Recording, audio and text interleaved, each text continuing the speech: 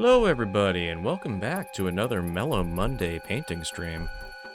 So yeah, it's been a while since we did this. Unfortunately, I wasn't able to do it last time, but happy to be back today. And yeah, so when we left off last time, we were working on Jessica Jones, and I did a little bit of finishing work off stream with her. So I fixed her eyes. Her eyes were bugging me. They looked really, really bad. They're still not exactly what I was hoping for, but they look better than they did before. So I'm pretty happy with the results as far as finishing up her eyes a little bit better to make it fit better with the look of the model. I ended up looking up pictures of the Chibi Eyes character in the game itself, so that I could use that as a guide for how to do the eyes, and that really helped out a lot. Like, I really needed to take a look at how to do like anime style eyes, and yeah, that helped out a lot. That actually made a huge difference, I think, in doing her eyes, so that she didn't look very bug-eyed like she was before. So yeah, all in all, pretty happy with how it turned out. She is still on the golf tee at the moment because I am starting to run low on my clear coats, and I don't want to be clear coating one model at a time if I can help it. So what I am doing instead is I'm leaving her on the golf tee. That way I can do a big batch of models all at the same time for clear coats, and hopefully save some clear coat that way. So yeah, excuse me, there we go. So that's where we left off last time, and today we're going to be working on Ant-Man, which is a fun little figure. So I also did a little bit of well, apparently YouTube knows me too well. They started recommending me some painting videos, and there was some stuff on there for fast painting methods, which I don't necessarily want to churn through these things as fast as possible, but anything to help with the work that I'm doing on these is always appreciated. So there was a speed method called the slap chop method that I watched a video of, and it looked super helpful for really getting the highlights to work really well, highlights and lowlights. So as you can see, with Ant-Man, I did a black primer on him this time. So the idea for doing the slap chop method is we're going to go through and dry brush the model a couple of times. So first things first, what's going to happen is we'll go through on all the upper areas, anything that kind of sticks out, we'll go through with a light gray, and basically hit up everything that is not going to be in shadow. So like I'll try to do like the letters on, so if you take a look at this model, it's a pretty cool model, but the model is of Ant-Man, and he's standing on top of a quarter. It's really hard to make out on the camera, but yeah, he is standing on top of a quarter. What we'll be doing with this is basically going through dry brushing on light gray, basically everywhere that's going to be lit. I will probably do a little bit of the lettering and a little bit of the head as well, but not the rest of it. And then after we're done with the gray, then I'm going to go through with some white, flat white, and we're just going to dry brush on high edges and stuff like that. So basically anything that's like upper area that's got a sharp edge on it, we're going to go through, do a quick dry brush across all those very lightly. That way it will stick out more. And then what we'll do after that is we'll go through and do our usual paint job But basically going over any areas that have gray or white on them. So we'll probably thin down the paints more than usual. I don't want to thin them down too much because, as with anything, if I thin them down too much, they'll tend to run, and I don't want that to happen. So we'll try to avoid that. Yeah, so basically thin it out a little bit. That way the lighter paints has a chance to kind of shine through the layer a bit. That way it will automatically just give me highlights without having to do too much work on it. I will still probably go through and do some touch-up work and do more of that thing where I'm actually going through and fixing the highlights, getting them how I want to be and all that. And I will, in all likelihood, probably go through and do some dry brushing after too, just to really help with everything on top of that. So yeah, that is what we're looking at for working on this model today. So here, I need to go down here to the reference picture and actually get that popped up, so we can use that as a nice helpful guide for when we're doing our stuff here. And actually, let me see if I can blow this picture up a little bit here. Hang on a sec. There we go. Okay, cool. So let me lock that in place, that way I don't have to accidentally move it. But yeah, so this one's gonna be kind of a different thing that we're doing here with this particular setup. So here's what I'm gonna do first: is I'm gonna give this light gray a good shake, and we will put some in the palettes and do some dry brushing with it. And that's gonna... Oop, there we go. Give it a shake, put some in the palettes, and let's see how this goes. I have to put quite a bit down because here's the thing. With dry brush, you're wiping most of the paint off anyway. So I'm gonna need to put down extra just to try to make sure I have plenty, because I'm going to be wiping most of it off on the paper towel.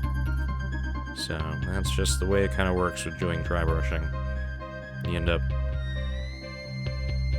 covering the brush and then going through and wiping most of the paint off of the brush. So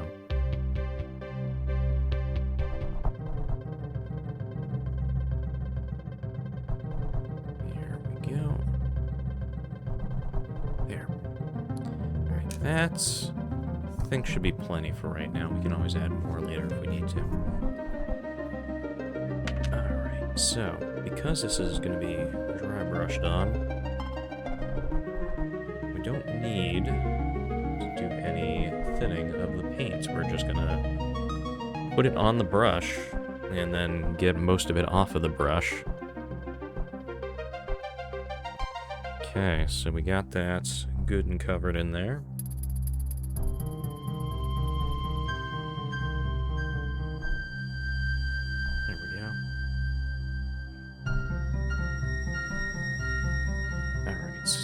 So, let's go and just hit this up really well.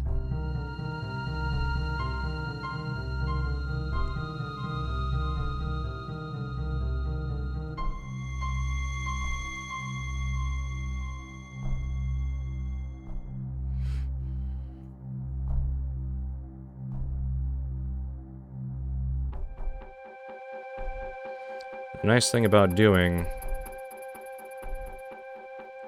a dry brush like this is we kind of just automatically get the shading in the low level areas, you know?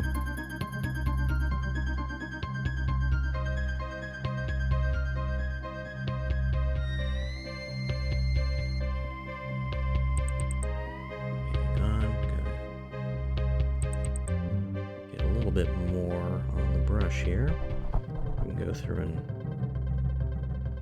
hit up like this, just to try to get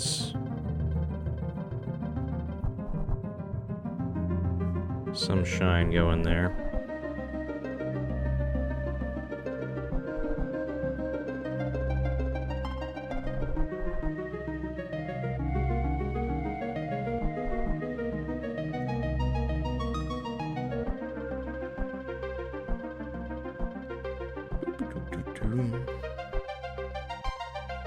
Hope everyone's been doing well, by the way.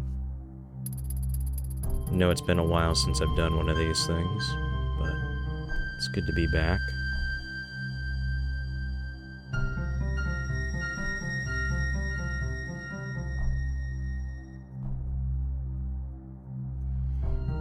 Oh, and just as a heads up, in case you don't follow me on Twitter, which, I mean, I'm there by by way of, that is a good way of me kind of advertising myself, but if you don't use Twitter, I totally understand. It is kind of a miserable site to be on. But, so yeah, if you're not on Twitter, I recently tweeted out that, I just, ended up getting, on my last Tuesday stream, I finally hit my 30 follower goal. So that means that we are going to be doing the Crazy Taxi,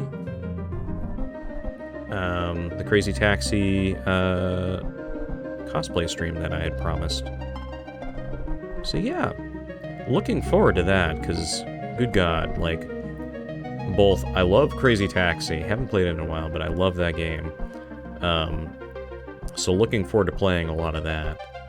And, aside from just getting to play some more Crazy Taxi, doing, you know, putting on a costume, like, October is my favorite month. Mostly for costume stuff, but also mildly horror movie stuff. Like, the horror movie stuff is a more recent thing for me.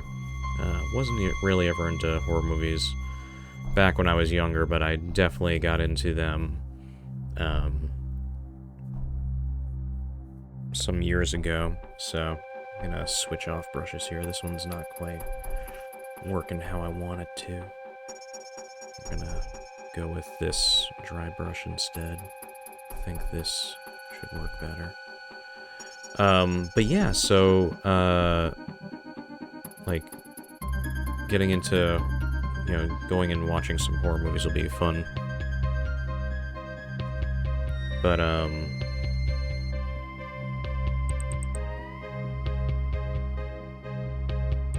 even outside of watching the horror movies, the big thing for me is I love making costumes, wearing costumes. That's why I love October so much. I need some more paint. I knew I was gonna need some more paint. Why didn't I just put a ton of it in there? You know, I'm just gonna do it out of the cap. Rather than spreading out a whole bunch of paint. I'm just gonna do it straight out of the cap. Do it that way. Yeah, I think I need to let this brush sit in here a little bit more to get the paint off of that.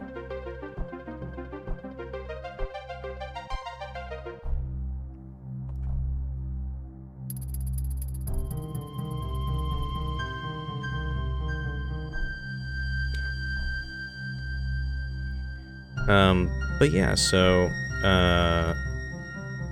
it's gonna be a lot of fun, because I haven't gotten to really do any costume stuff since, COVID. Like, I haven't gone and done any...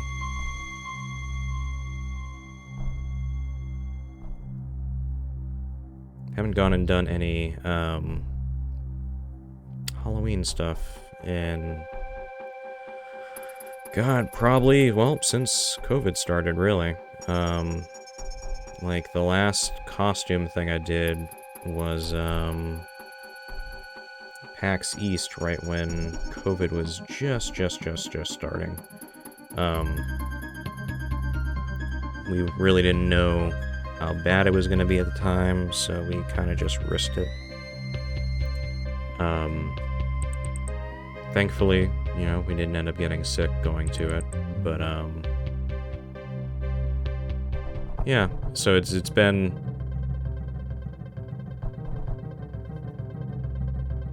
one of those things where it's like I desperately wanted to do Halloween stuff, and just never ended up happening because, you know, it's just the way things are.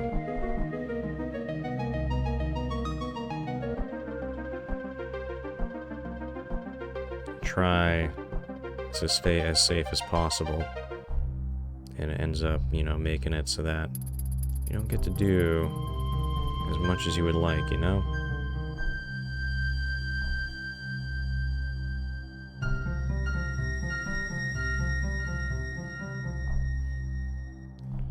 Hang on, I'm gonna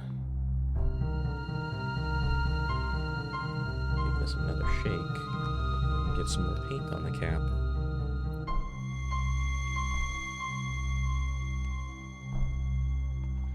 There we go.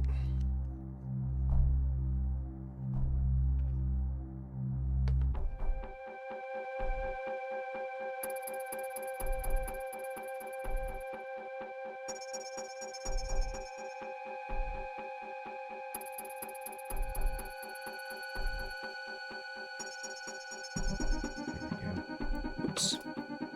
Hang on, I gotta pick up that paintbrush before I find it later. There we go. Cool. So, yeah, it'll be a good time. I haven't, like I said, I haven't gotten to do costume stuff in a while, so it'll be a lot of fun to get back to that. God knows, I really want to do some costume stuff, and that goal gives me the perfect excuse to do some costume stuff. So I am looking forward to it. And I'm looking forward to sharing that game too. I know most people are very familiar with it, but I always love showing it off to people that have not experienced it before. Although I will say, I'm going to have to probably turn off the music for the game, because that soundtrack is probably going to cause some copyright issues on the stream.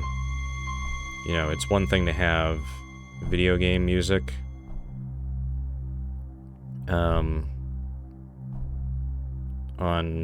on a stream kind of thing, but it is an entirely different story when the video game music is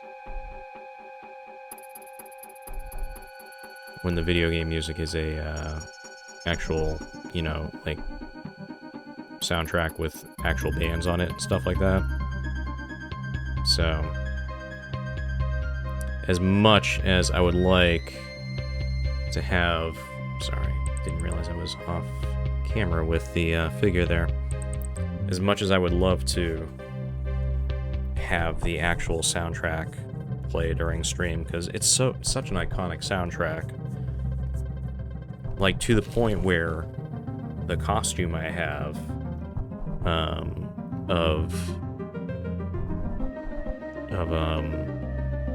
Axel from Crazy Taxi, like, it's not just to the point where I made the costume and all that. I also included a little board that all it does is I hit a button and it plays the announcer voice from Crazy Taxi and then goes into playing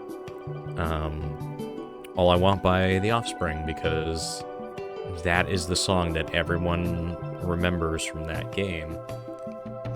It's just really catchy, and like, as much as I want to make sure that, you know, as much as I would love to have the game sound like it's supposed to,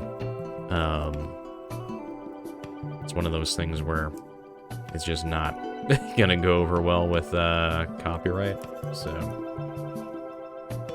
I will have to figure out a way of turning off the music. I need to actually, like, load up the game and see if there's just an option for turning off the music. I am probably going to go through and grab the Dreamcast that I have in my attic, because I actually have an original copy of Crazy Taxi. So I'm gonna check to see if I can disable the music on that one. If I can't, then I'm fairly certain I can do it on the computer. As far as, like, I have the Crazy Taxi PC game, which unfortunately does not have the original soundtrack to it, because they did not maintain the licensing on the songs for that one, so. Alright, let's give this a little bit of time to dry.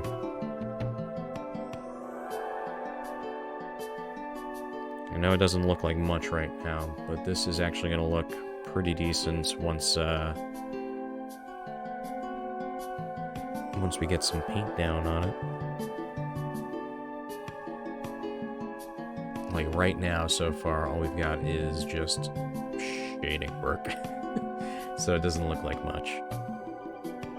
But it's going to look pretty good once we actually get the rest of it going. So yeah, and hang on a sec, I will be right back. I am going to go grab a new paper towel, because this one is a little covered in paint right now, so it's not going to really work for what I'm trying to do.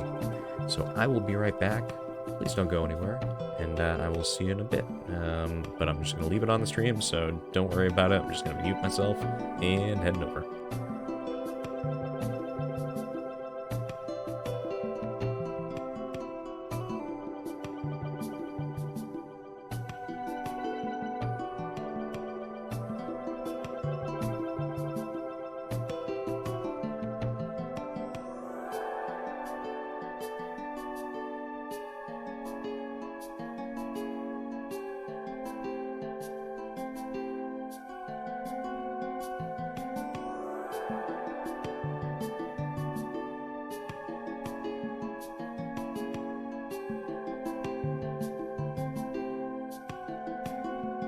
There we go. Sorry about that. That's... Alright, let's see how this is looking. Is this... How's the paint on this? Does it feel... I don't know, that might be dry enough. Alright, so... It seems like it's mostly dry enough, so let's get this brush dried off as much as we can. That way we can actually do a dry brush on this.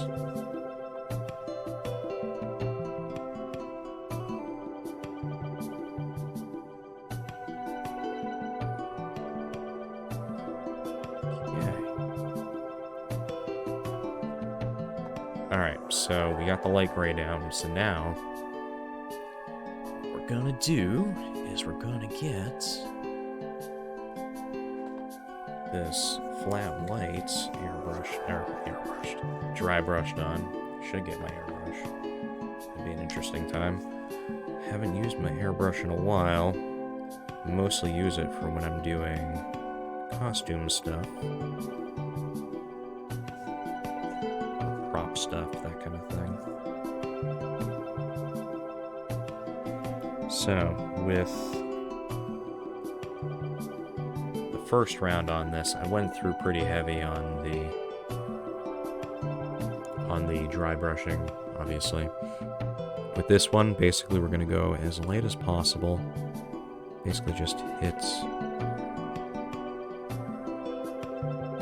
our raised edges very, very lightly.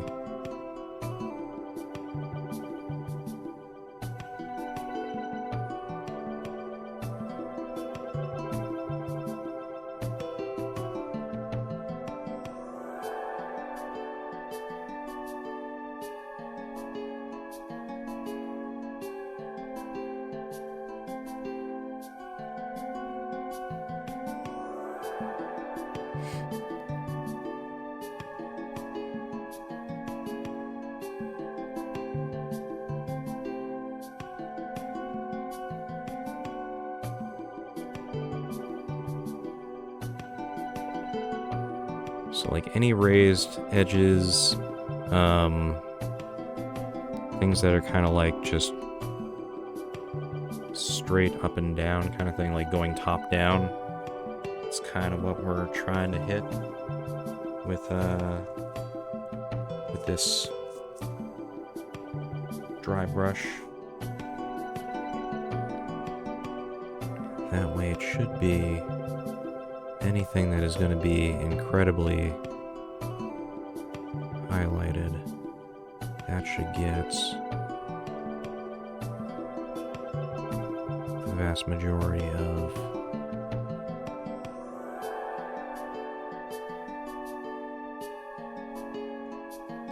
the paint on this.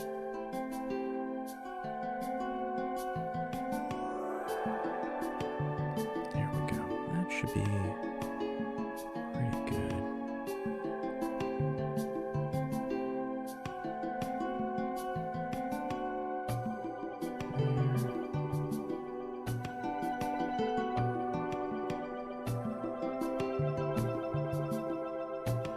There we go.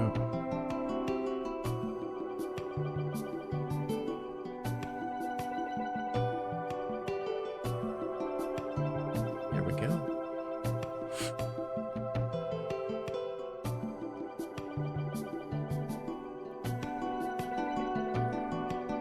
So we'll give that a little bit of a chance to dry. So we don't want to go on right after and get it all glommed up, you know?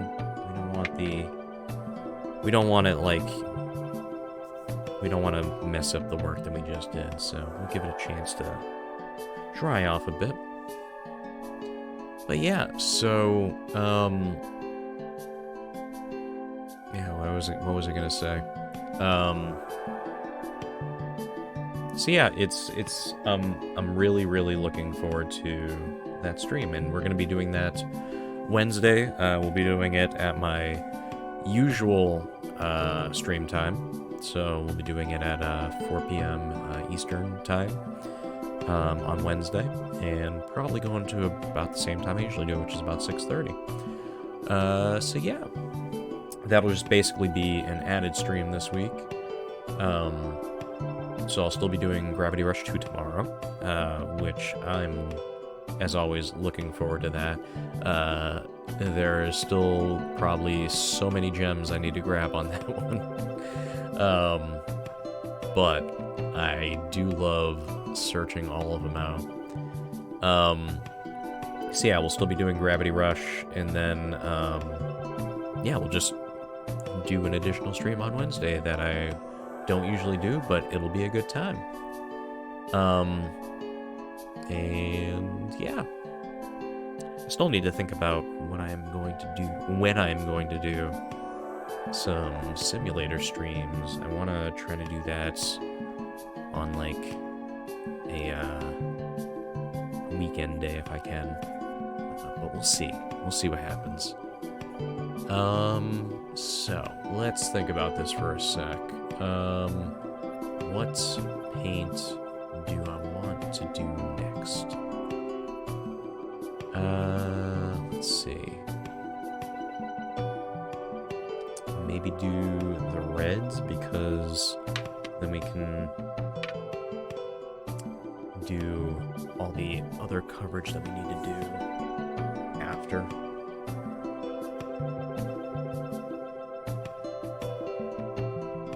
because the reds are very small in a lot of areas, and we can do a lot of fix-up work after the fact by going over the red areas with the metallics to try to cover it up if we went a little overboard on certain things, so it'll be good. We've got a lot of reds. Let's make sure we've got plenty in the palette.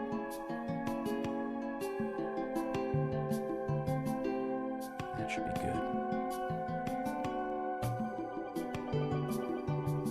Oh, so things I haven't talked about on the stream yet, but something I usually do talk about. So I finished off season 2 of Jessica Jones. Thought it was pretty good. Certainly I wouldn't say as strong as the first season, but still pretty good season. I think the biggest problem I have with it, which is kind of just an overall problem with television as it exists now, is that the show feels very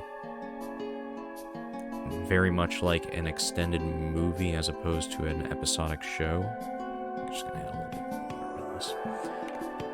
Yeah, it felt like an overly long movie. Like, it felt like essentially a 13-hour movie compared to a TV show with an ongoing storyline. I don't know if that's just me, but it really felt like that. It's hard to really think about the episodes as a separate thing, you know, like they kind of just all blended together. To contrast that, I started watching Lost, which, granted, does not have the best of... it doesn't have the best of reviews, I guess I would say. I had never seen it when it was on, live kind of thing. But Lucky Bun was talking about it on stream, and I was like, you know what? Let me go and give that show a shot. Let me give it an honest try. And I gotta tell you, I've been watching it. I'm halfway through the second season now, and pretty good show. I don't know, like, a lot of people took issue with the last episode of it, so maybe my review will change come the series finale kind of thing. But so far, I'm really liking it. And even, like, the series finale thing, like, yeah, I may end up not liking it, but I'm also one of the people that really enjoyed the series finale of the 2006 Battlestar Galactica. So, it's entirely possible that I will also enjoy watching the, I will also end up enjoying the series finale of Lost.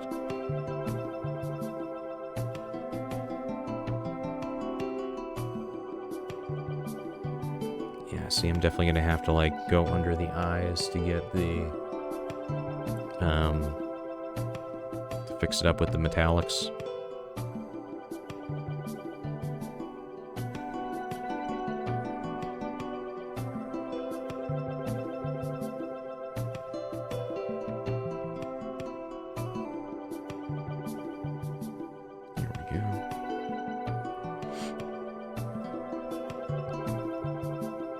So he's got, like, these little lights These are going to be real tough to get to. They're like right here. But guess what? If we do this badly, we've got the metallics to cover it up. And actually, I think I did a pretty good job on that. You know what? Let me zoom in a bit. A little bit harder to see because it's so small. But I got like the little lights just below the eyes. Yeah, there we go. Looks pretty good.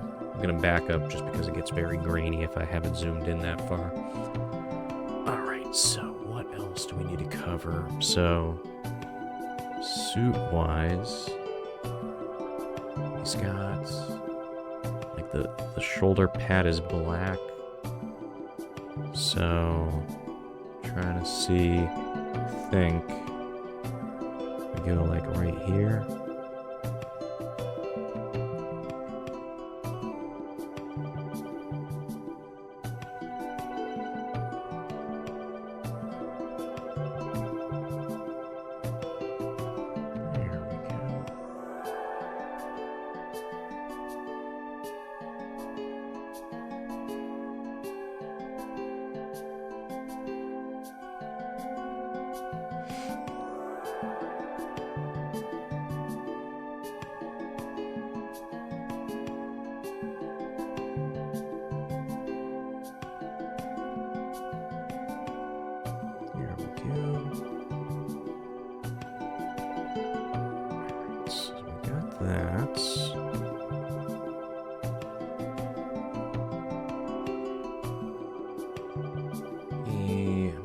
Pull up another picture because it is very hard to see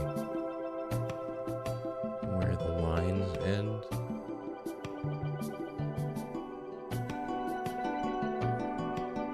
I don't know,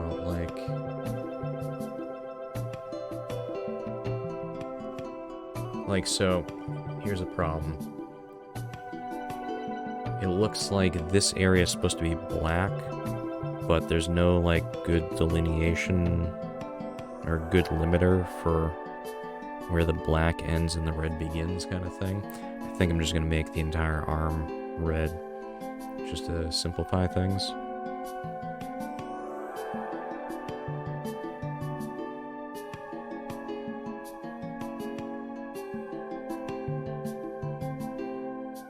It'll work just fine. We don't have to be hyper accurate to what the card art looks like. It's all about being creative with what we've got, right?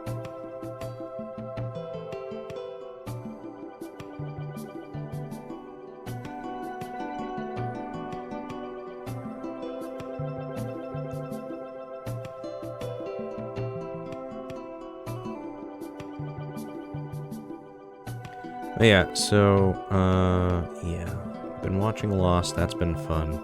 I won't say much about it on stream, because, I mean, granted, it's a going-on 20-year-old show, but I also don't want to spoil it in case people want to watch it. Like I said, I've been enjoying it, so I also want to make sure that people are able to watch it if they want to, without me just ruining stuff for them, kind of thing. So, yeah.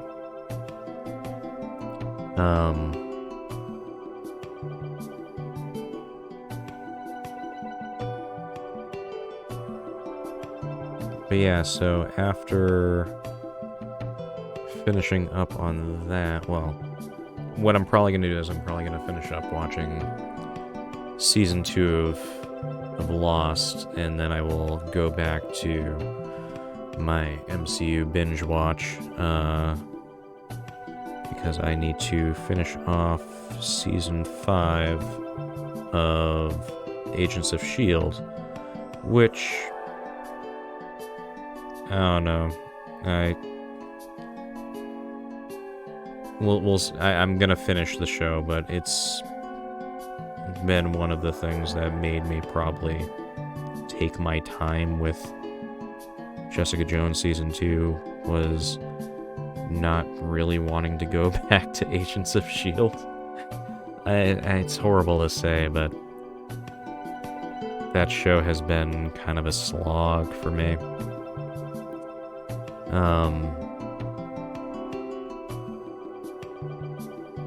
Like, I don't want to poo-poo the show, and especially, you know, you're absolutely entitled to your opinion if you enjoy it. I don't want to make you think you're not allowed to enjoy whatever media you enjoy. But for me, Agents of S.H.I.E.L.D. has been more of a chore to watch than anything. I liked Season 1. And then after Season 1, it's been meh. So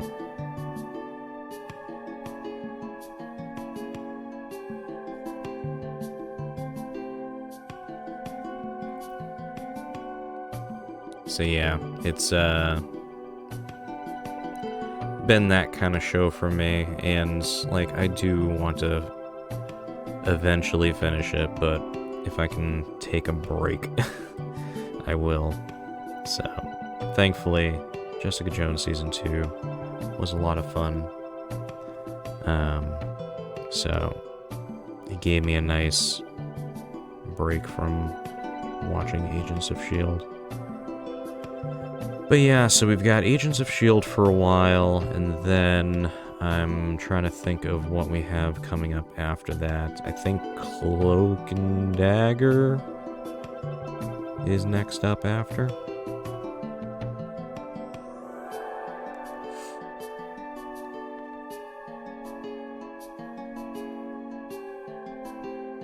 And that should be an interesting one.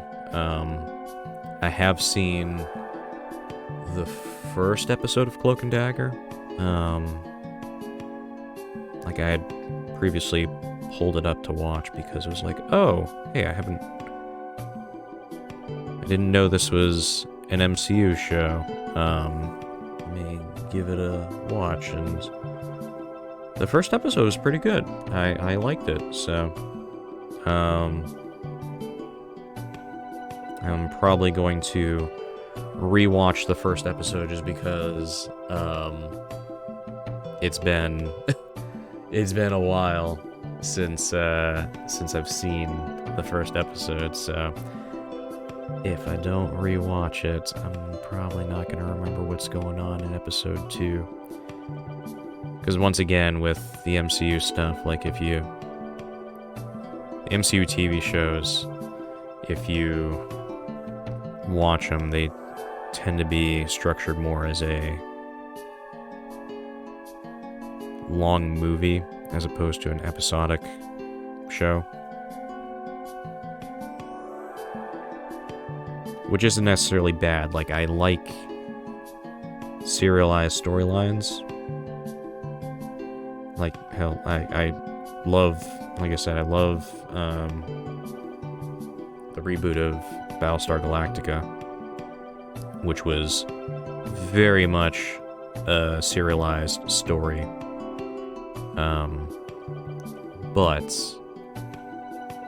it also had, like, very well-defined episodes as well. Like, you can point at an episode and be like, this happened in this episode, kind of thing. And it's got some sort of resolution in that episode generally. Now, that being said, to go in the other extreme with the Battlestar Galactica stuff, during the middle of season 3 or 4, I want to say, they had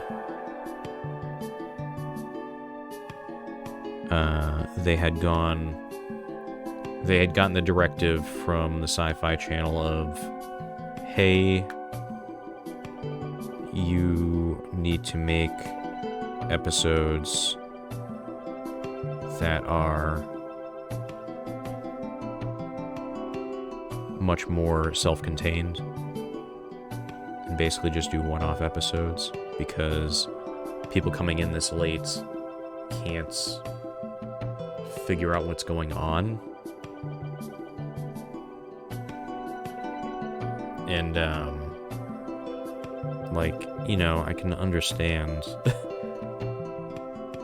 people having trouble with what's going on, but it was to the detriment of the show, honestly. Like, the mid-season episodes that they did that were basically entirely self-contained were probably the worst ones of the batch.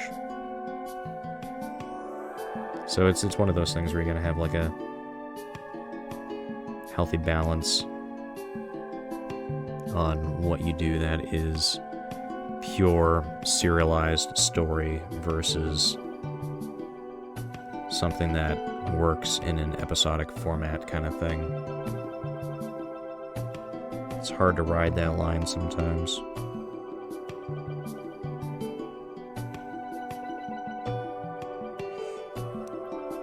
Trying to get in this area is a little tough.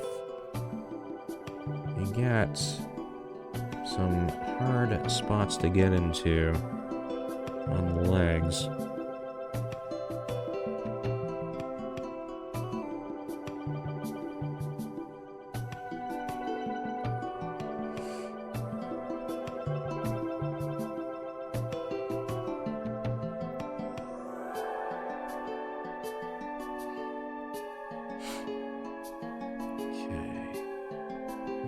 Is red on him.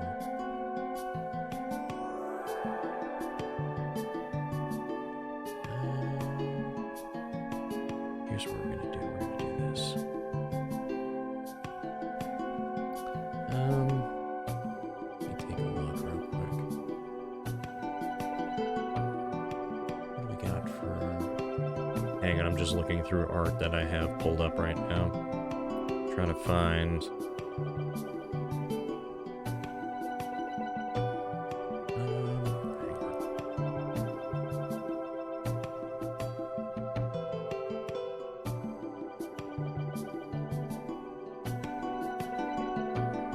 Alright, here's what we're going to do. We're going to do this back piece right here. We're going to do this in red.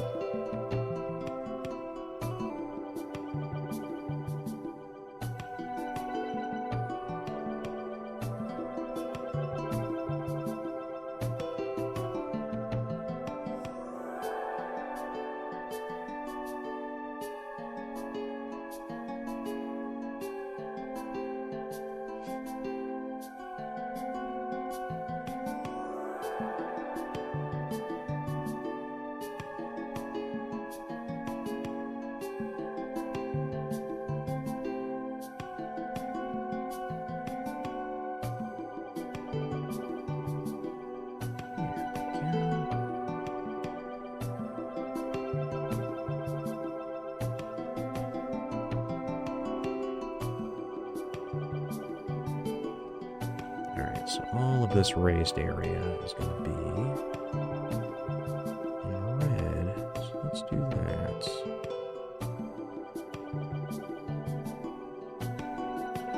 Again, like,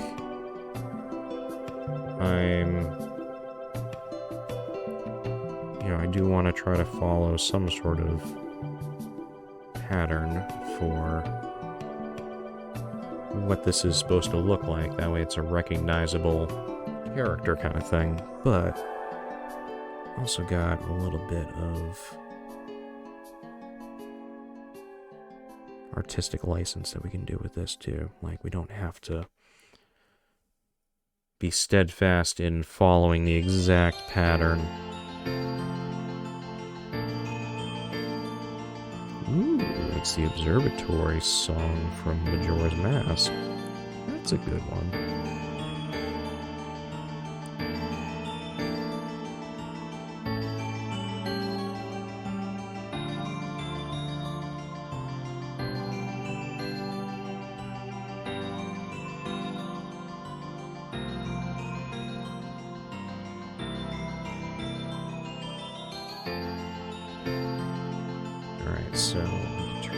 that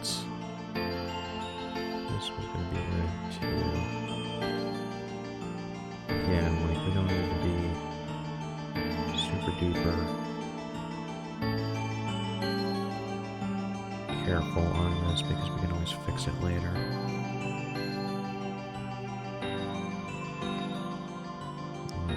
In a lot of cases, we are going to fix it later. So.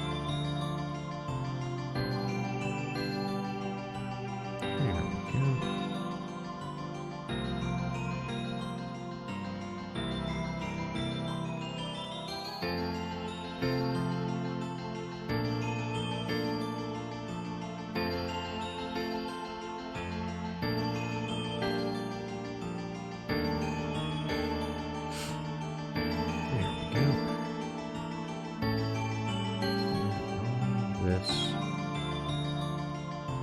painted in.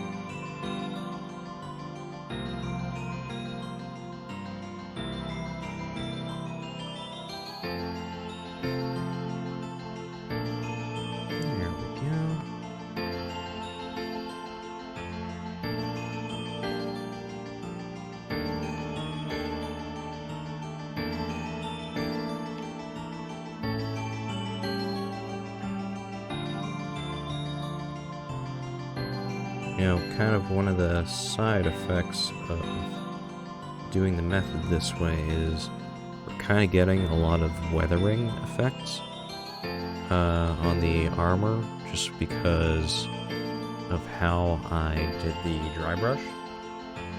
So that's kind of a nice little side effect of doing this, is it kind of just like gives the paint job a weathered effect at the same time, which I like a lot. That's really, I think, helping a lot with the figure quite a bit. So that's pretty well covered. Do little antennas a little bit more, just to kind of make them more vibrant.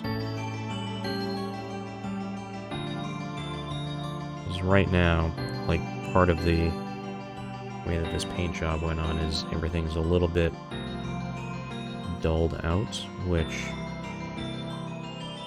works for some stuff, and I don't know, it's just for some stuff, yes, dulleds kind of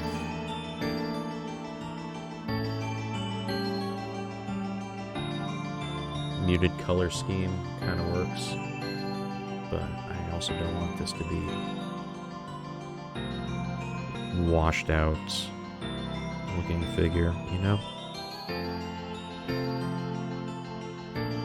Sorry, try to keep this on camera. Zoom out that way I'm less likely to get the figure off camera while I'm trying to angle it to do some painting.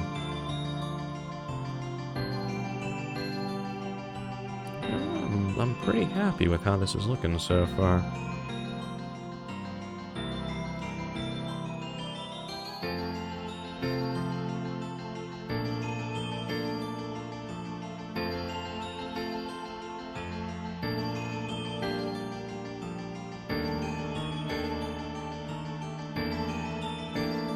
Like the dry brush technique, the slap chop technique that I'm using to do this, like it's really like making the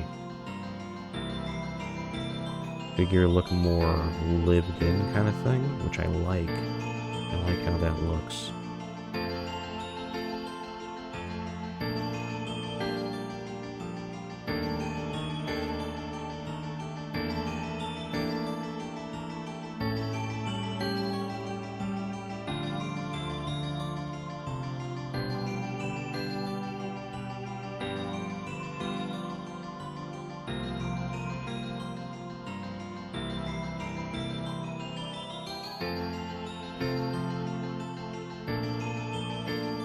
Missed all of this. I gotta fix that. There we go. This little area right here, and there's like a little tiny area right here that we need to get at.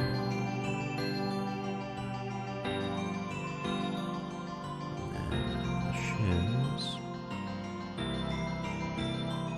Oof, this is gonna be a tough little spot to get at. There we go.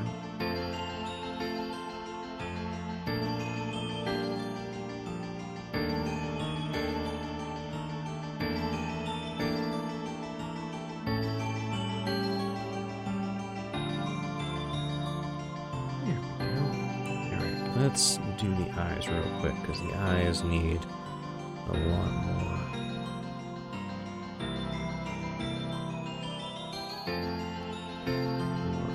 Right now it's a very, very washed out red because of the very, like, we didn't hit any of the eye with gray or white, so it's very, very washed out.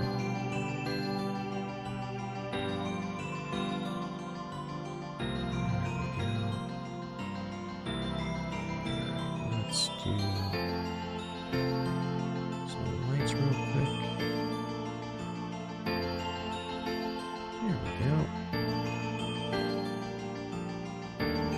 Yeah, overall, I am pretty happy with how this is looking so far. Again, like, the dry brush kind of just gives it a lot of weathering right off the bat, which is really nice. So, I'm thinking that's looking pretty good so far. Yeah, we just had to, like, thin out the paint more than we usually do. That way we get, like, translucent layers to have the undercoat kind of come through on it, you know? So, it's looking pretty good. So here's what we're going to do. We're going to do metallics.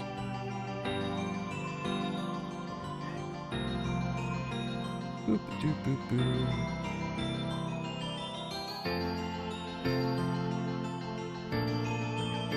Sorry, phone was buzzing.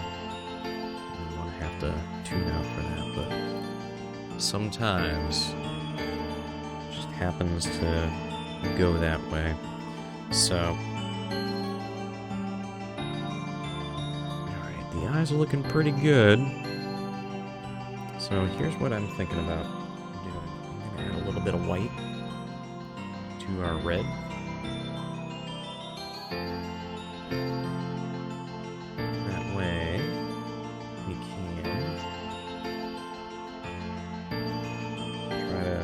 What we're going to try to do is we're going to try to do a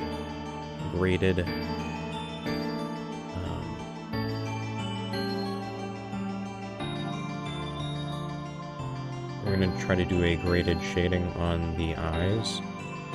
because you see the eyes that kind of lighten to the point of getting to a white. I will probably just do regular white for the shine of it, but what I'm going to do is I'm going to do a lighter red and kind of go over the center of the eye a little bit more. Try to get that to, whoops, just lost that brush. But yeah, we're going to go over the center of the eye a little bit, that way I can try to make this glow with the look of it, you know? There we go.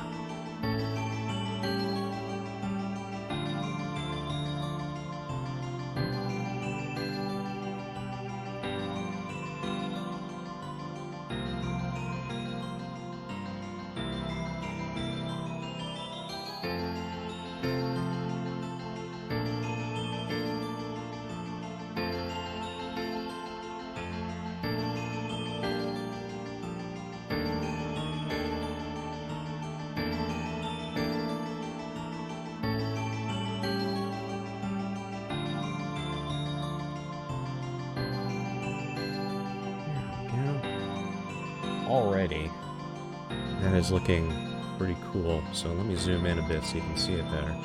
If you see, like already, it's got a little bit brighter in the middle, and I'm liking how that looks.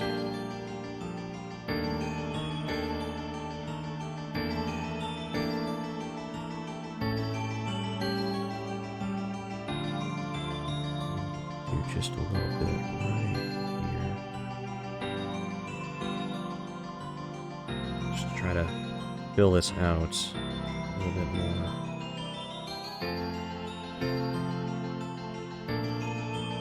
There we go. Yeah, that's looking pretty good.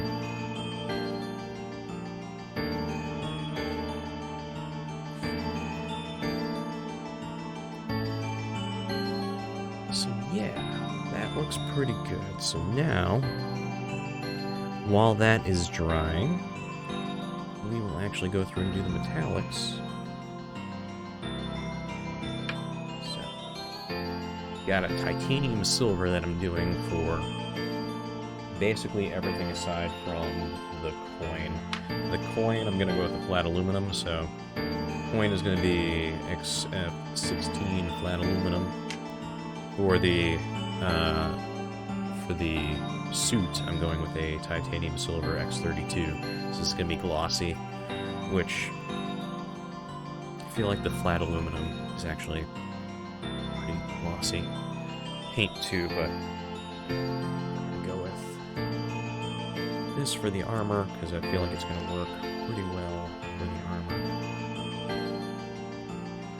I'm gonna try to thin this out a little bit. I don't want to go overboard with it because I do want... Like, the problem is the particles in metallics kind of disperse a lot if you water them down too much, but at the same time, given all the work that we just did on the dry brush stuff, I want the paint to be a little translucent. So we will give it a shot. If it doesn't work, it doesn't work. Like, we can make do. We can always fix if it's if it doesn't end up looking quite right.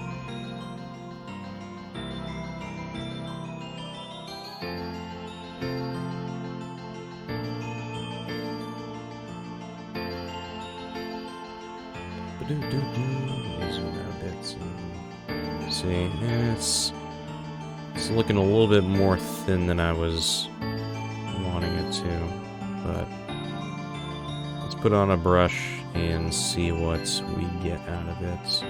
Like I said, the worst that happens is we just need to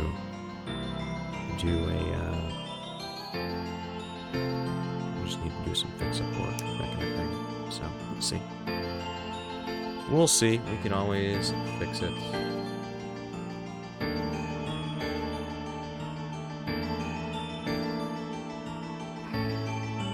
Alright, well, first things first, let's do there's a little too much.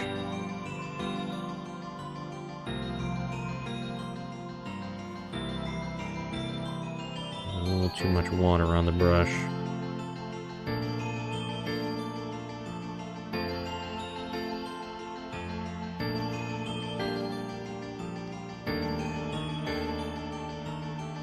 Yeah, I might need to add a little bit more paint to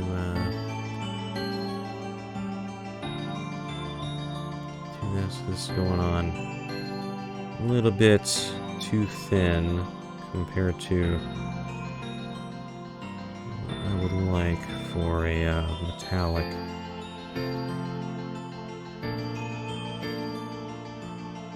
It's actually kind of not even showing up.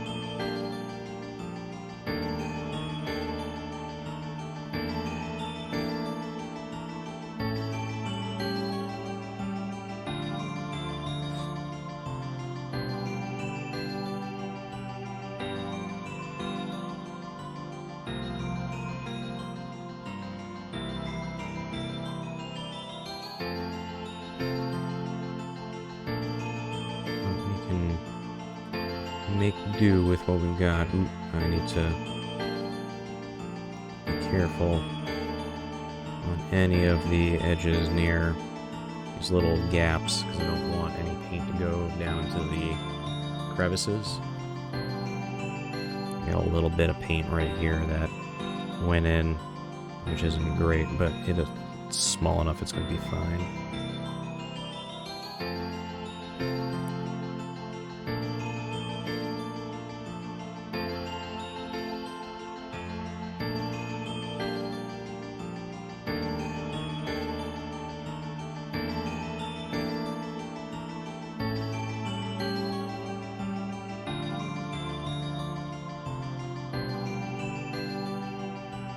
Sorry.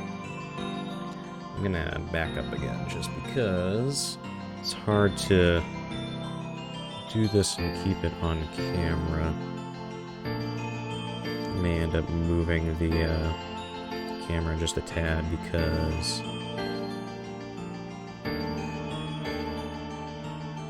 it's you know, I'm gonna do that actually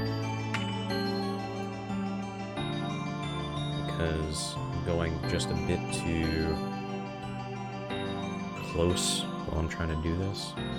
So, there. Now I can at least keep this in camera while I'm doing it. So, we're gonna keep going with what we've got so far, and then if I need to add more paint, I just need to add more paint now.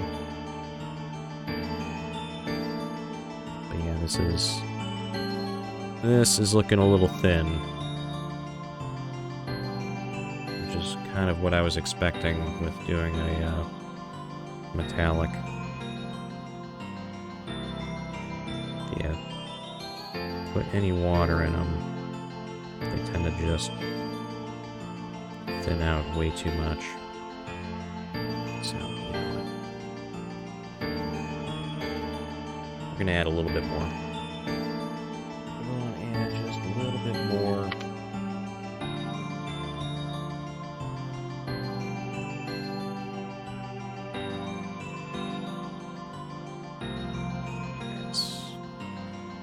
Give us a shake.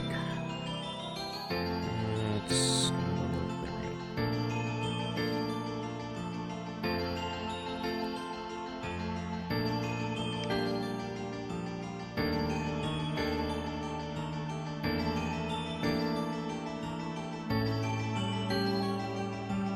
Here, we're gonna actually do this in a separate spot on the palette. Excuse me.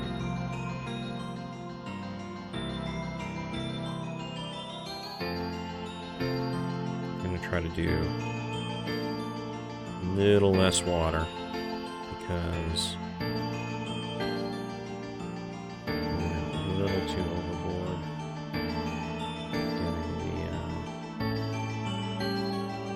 getting the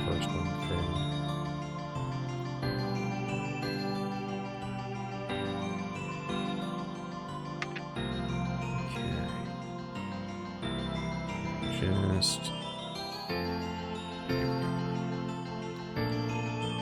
that, and then give this a mix and see if this works a little bit better. I want it to be thin, but the other one was just like water with some shiny bits in it.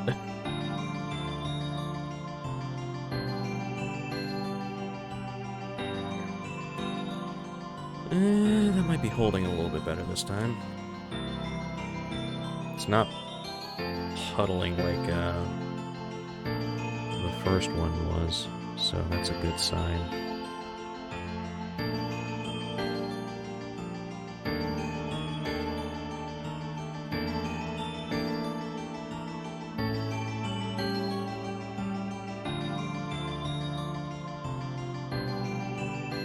Oh yeah, that's already going on way better.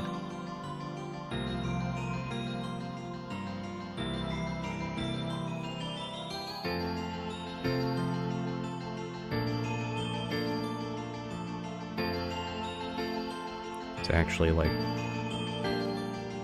not just shiny water this time.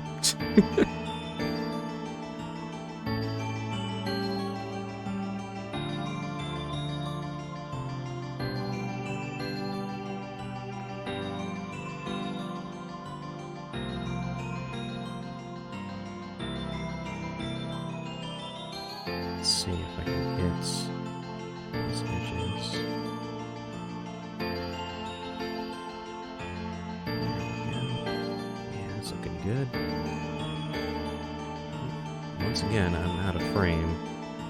Can never quite get frame to be perfect when I'm trying to do these painting streams.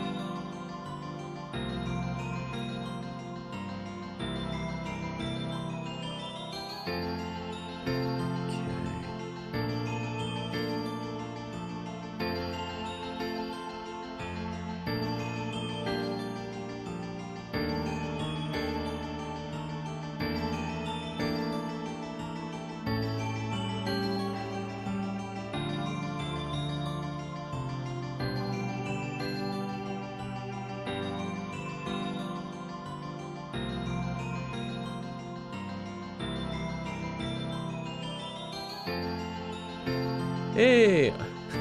Libra, I'm so sorry. Your identity was stolen. I had seen a little bit of something of that on Twitter. I'm so sorry to hear that. Hopefully you got it resolved okay?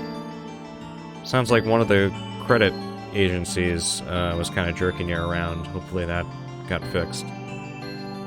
Social security number and email plus full name leaked. Won't ever be resolved. Oh, God. I'm so sorry. That's real rough. Did you ever get that thing worked out with the credit agency that said that they were, that they charge for the thing that you were trying to do?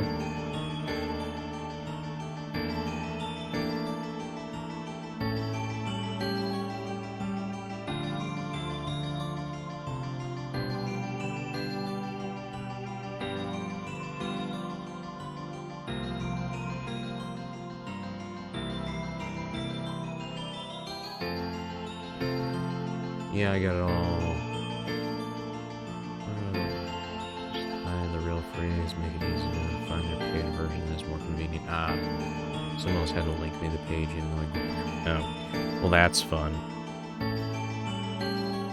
I am so sorry that you had to go through all that. It's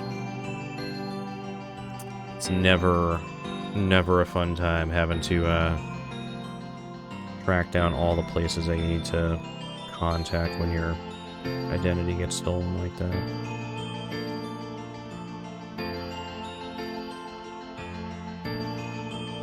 Well, hopefully the rest of your week has been not too bad after that, so yeah, my bank account was locked up because someone was trying to get into it, so I fixed that up. So everything's fine, just gotta do police report and stuff. Yeah, well,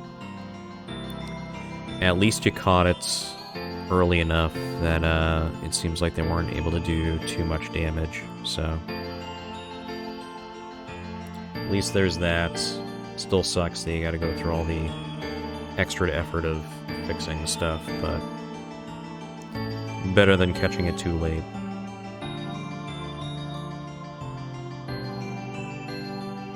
Back where I found out about it gave me a big checklist of stuff to do, and I've been following its very extensive list. Oh, that's good.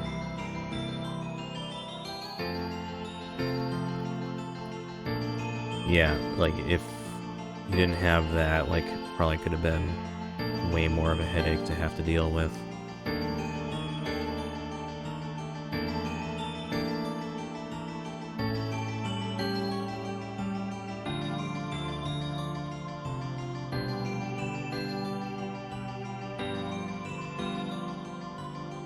Wells Fargo savings account was opened in my name, social security number with the wrong driver's license number, so I went in, asked about it, and they had looked around. That's how I... Okay.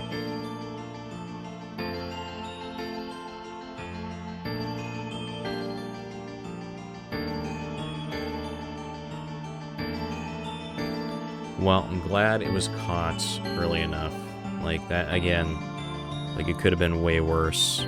It was further down the line. You had to try to fix all that stuff. The only reason I found out is because even though they used a different number, they used my actual email, so I got a notification that my application was accepted. I was like, hold up. The scariest part is they accepted the account creation even though my driver's license number was wrong. Well, they don't have a lot of reason not to, unfortunately, because it's money to be made, but sad that they don't go through the bare minimum of checking that. Yeah, if they have the SS, they might as well beat me at that point. Yeah, that's kind of the problem. Like, the fact that our social security numbers are used for a lot of stuff at this point, used for more than what they were originally supposed to be for, kind of causes a lot of issues. The fact that it gets shared around everywhere. Our username is our name and our password is our social security number for America. Exactly.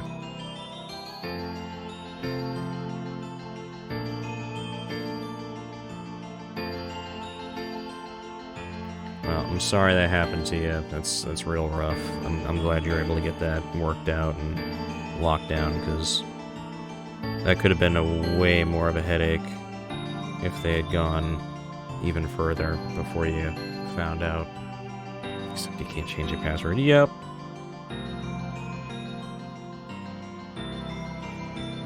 It's a lot of fun.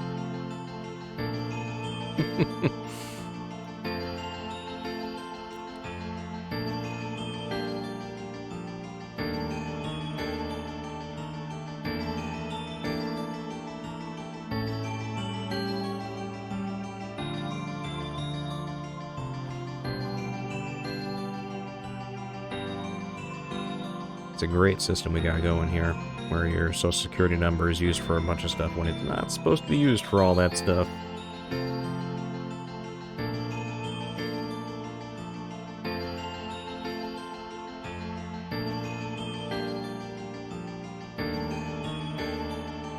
Did change all my important account usernames and passwords now. It's gonna speed up my change from Gmail to Denoda to help to gradually changing over a year or two, hard to migrate. Yeah, it's one of those things where, like, I mean, for me personally, I have two different email addresses. Like, I've got the one that I've been using for, you know, when I was younger, that I mostly just use for junk mail at this point. And then I've got my other email address that I use for, like, job stuff. Well, not job stuff, but it's more my professional email that I use for, like, if I'm interviewing at places and stuff like that, I'd much rather have something that looks more professional. So, I like to Denoda, but they are small. I have to deal with sites blocking them. Still big enough to have some influence if they officially contact the sites. Well, that's good.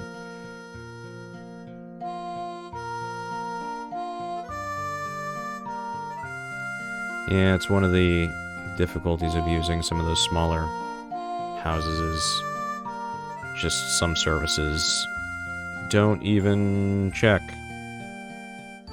Just don't even check to see if it's a thing, or they specifically, like, block everything aside from the major players.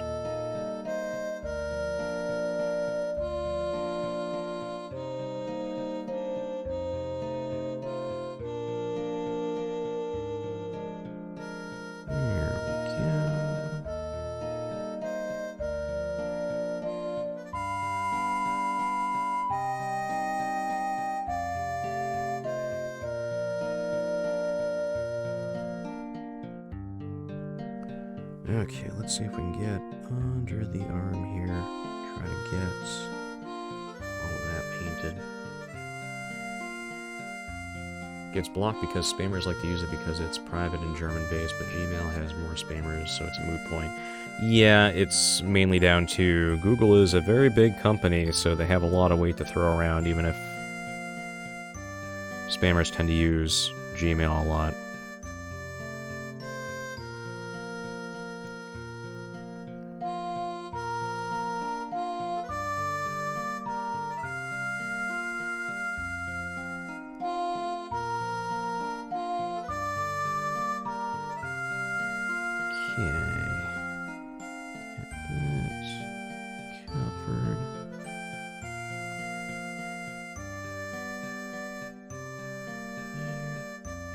Surprisingly, Gmail's only like 3rd or 4th place in most used spam domains. It's just sandwiched in a bunch of obscure domain names. Well, when you're a major player, like, it tends to be, like, you're gonna get a lot of spam stuff unless you specifically monitor for it, but even that's really hard to track nowadays, so...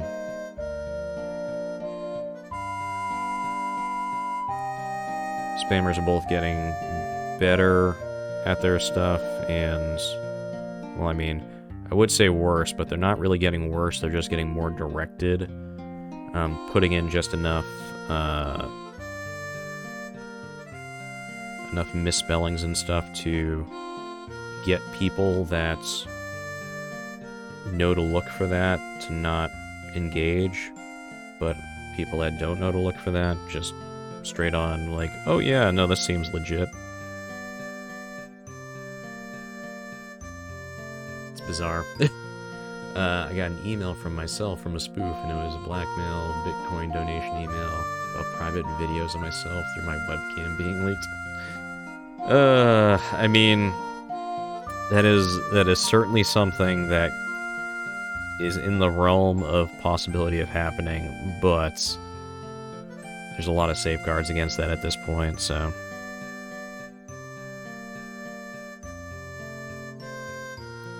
Being a good idea because you can't report it because the email spoofs report. Oh, God. Yeah.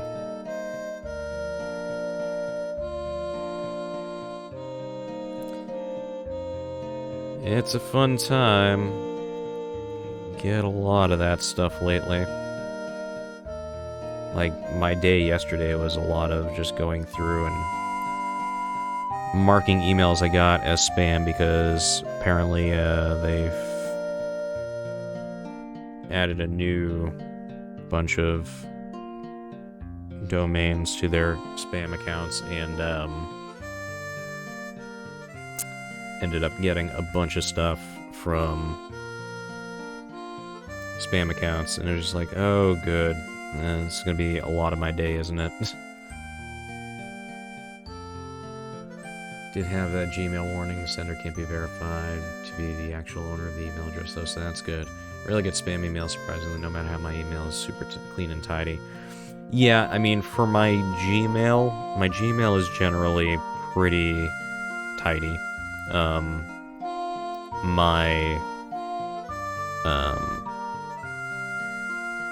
My email address that I use for, like, any site that I don't especially trust when I'm, like, setting up an account or something like that, that one gets a lot of spam.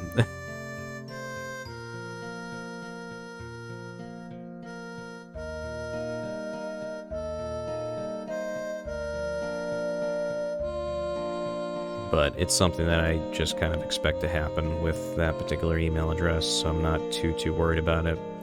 That being said, I still try to mark stuff as spam as often as possible just to try to ease up on my job of having to monitor that email box.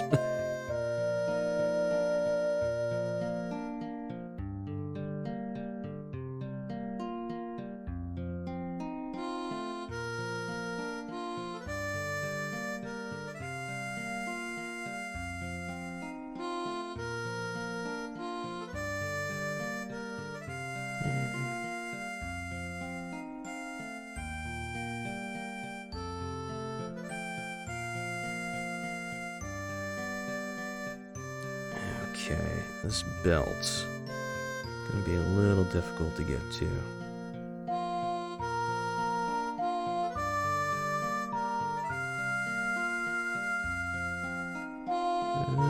There we go.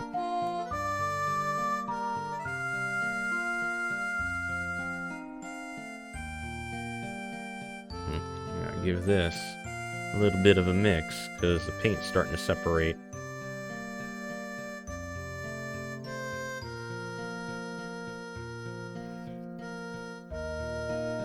There we go. That'll work. Using email aliases per site is good. Just do, yeah, .com. Yeah. That is certainly a good suggestion. I haven't ever done that, but I can definitely see that being a useful way of doing it.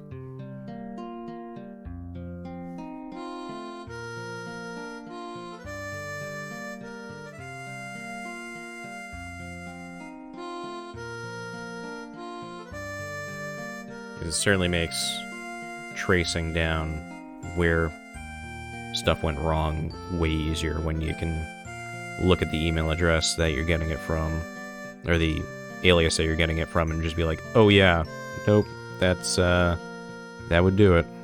That's the one.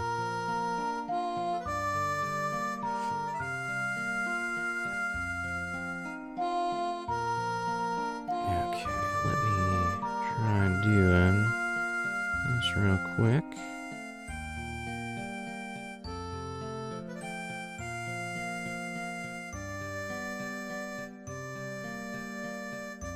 There we go. Just wish it would happen automatically somehow. Yeah, that would be nice. It's kind of just a ongoing problem with email not having changed a ton over time. So DGG's email forwarding can do it easy. I just wish Google had a native feature for it. Yeah.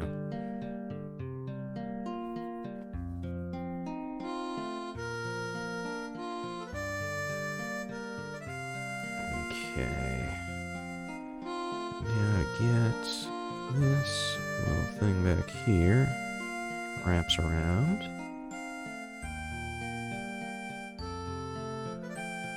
Alright, so let's get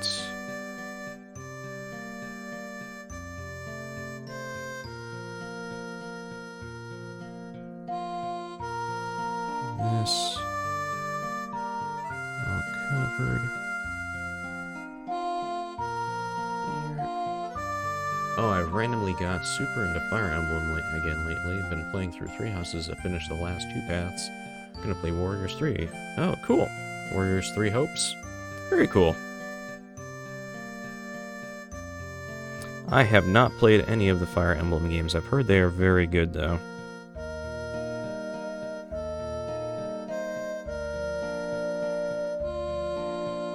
I'm sure if I gave them a shot, I'd probably enjoy them. It's one of the things where it's, the genre is one of those ones where just like, it may not work for me, but then again, I haven't tried it, so it's hard to say whether or not I wouldn't like it, you know? I also watched Fate's Day Night and going to watch Fate's Day 0 soon. I haven't watched a new anime in forever, so I give it a shot and loved it. Nice! I need to go watch some anime soon. I haven't watched any anime in a long time at this point.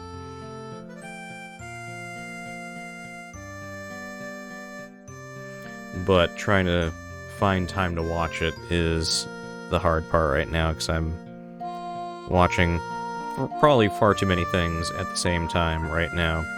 So it's kind of causing issues.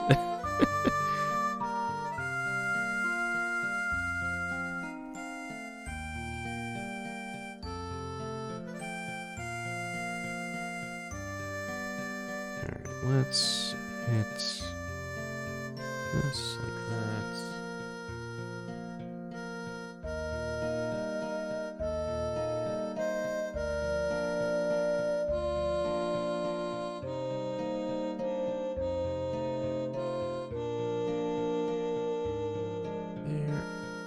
Recommend Fate's Day Night, UBW. It's 25 episodes released in 2014 or so. There's an original that's just Fate's Day Night with a different story, but I've only watched UBW so far, and it felt like a good place to start a series. Cool. Well, if I can free up some time, I will have to give it a shot. The problem I'm running into right now is I'm just watching too much stuff. I just finished watching Jessica Jones Season 2. Was kind of stuck on that for a while. Not stuck, but like I was taking my time going through it, mainly because I didn't want to get back to Agents of S.H.I.E.L.D. Season 5, but I'm gonna have to do that at some point.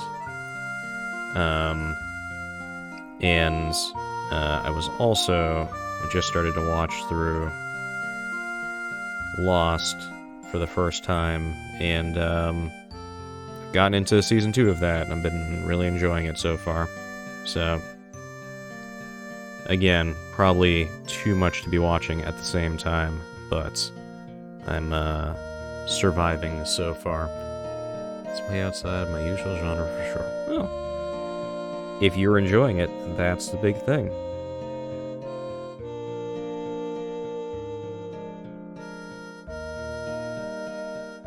Okay, let's see if I can get this.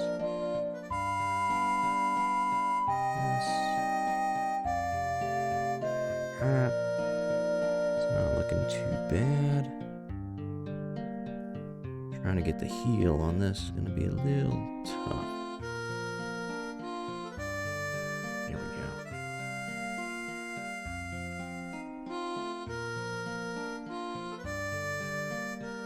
There we go.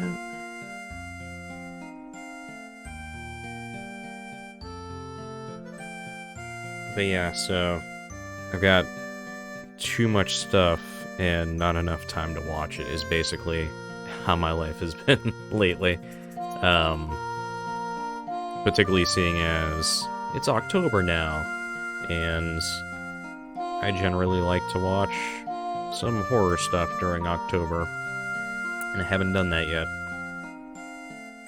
Granted, that's a more recent development for me, like only within the past, probably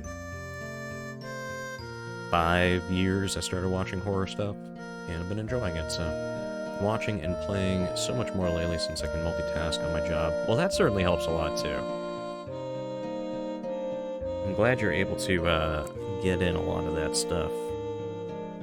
Stopped watching stuff and playing games a bit due to time, but now I do it at least 8 hours a day since I do it while working. That's awesome. I'm glad you're able to do that. That is certainly a nice thing to have, because trying to find time to yourself while also getting paid is real rough. So I'm glad you're able to do that. Speaking of, I've been offered bonus email 3 weeks in a row, so this is week 3 of $80 bonus. I've been pulling 8-hour days Getting done on Tuesday, having 5... Jeez! Having 5 days off is awesome. I am jealous. I'm glad that you have that option. That's really cool. Sounds like it's going very well.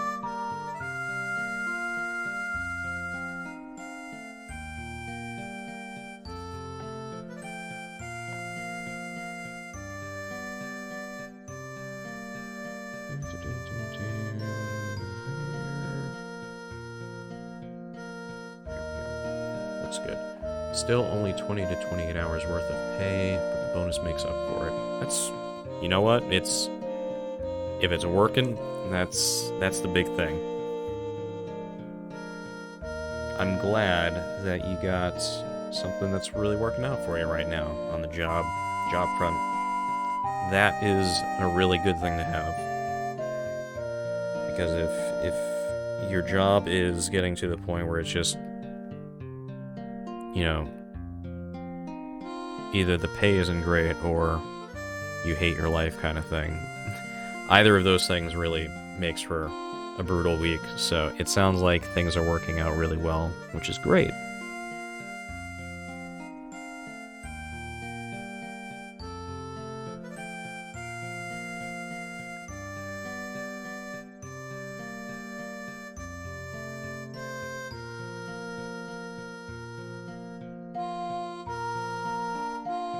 Gotten good at it now, so it's fairly autopilot. Well, that makes a huge difference.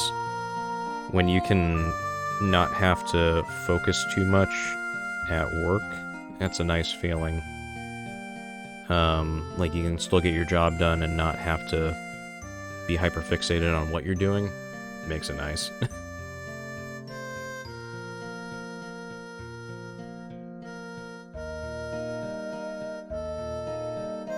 I'll say most of my jobs have not been that case, and it kinda stinks. So I am jealous that you are able to get your job done on autopilot. Makes it nice and easy. Plus, they've released some new types of tasks and have super generous timers, so it's low stress too. Excellent. Low stress, also a big deal. Like, if you are feeling stressed at your job, it tends to make things really rough. So that's good. I'm glad your job is going well.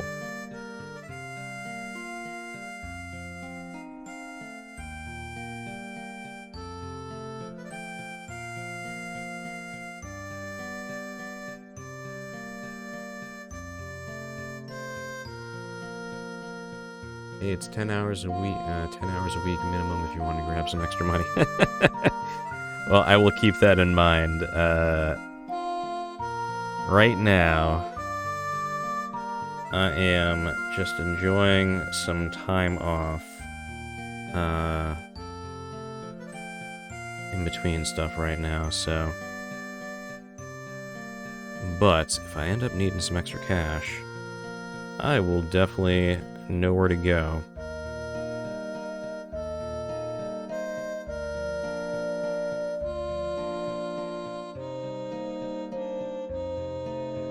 Because God knows, I'm sure at some point I will be needing some extra money, particularly with like the holidays starting to come up. That always helps. Although, I have a 3D printer, so I tend to just, like, print out stuff now. Because I can find some good stuff to print that out, makes for a really nice gift. Because I will generally go through and, like, do extra work on it kind of thing. Like, for some family, I knew they were very much into Batman and stuff like that, so I ended up printing out some Batarangs, and I went through and actually, like, sanded everything down, and actually went through and did the paint jobs and everything. It ended up coming out really, really good. I was very happy with the results on it, and they were super impressed with their gift, which didn't end up costing me all that much either, so it was like win-win.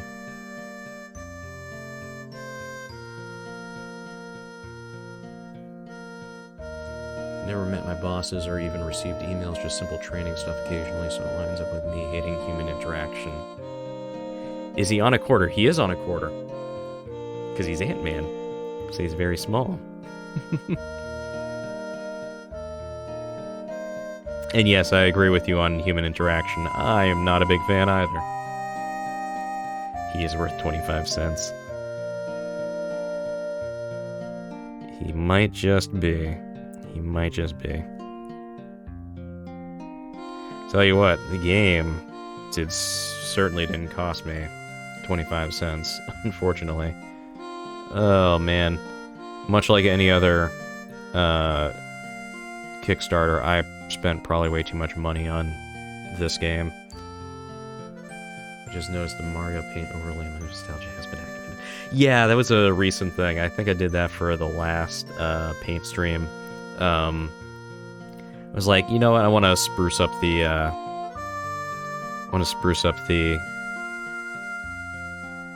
interface a bit for when I'm doing the Paint streams.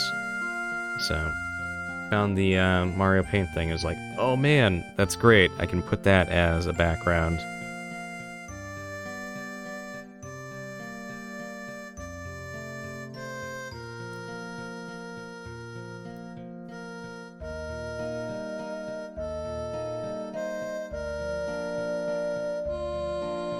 Figured that would be a good overlay to put on the days to do the painting stream. Try to look up figures for my favorite Fate Stay Night character to maybe get one, but it's Jesus. I'm assuming these are like action figure type things, or like 1/6 scale type things.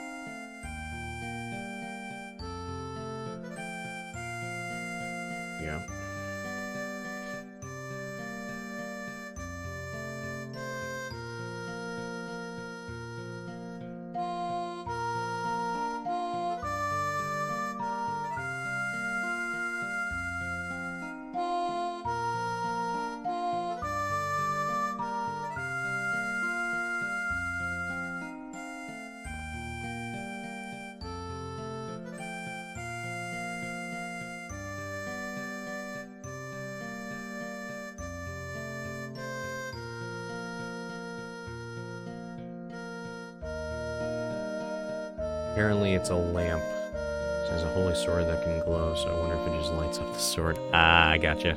Okay. It still seems outrageously high. Have you tried looking up, like, if there's anything on Thingiverse for that character, and maybe you can find someone to print it out for you? Looks official and limited edition, yeah. Now, that would probably be why it's so outrageously expensive.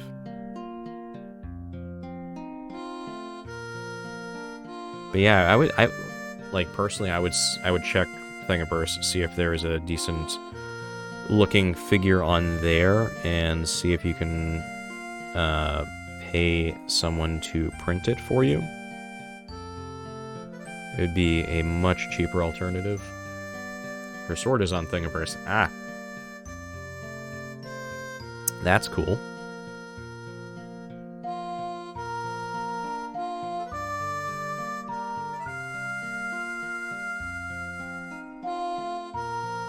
Yeah, you can find some cool figures and props and stuff like that on Thingiverse. I have printed out a bunch of stuff from there, and never gets tiring. Sword is supposed to be Excalibur. Oh, that's cool.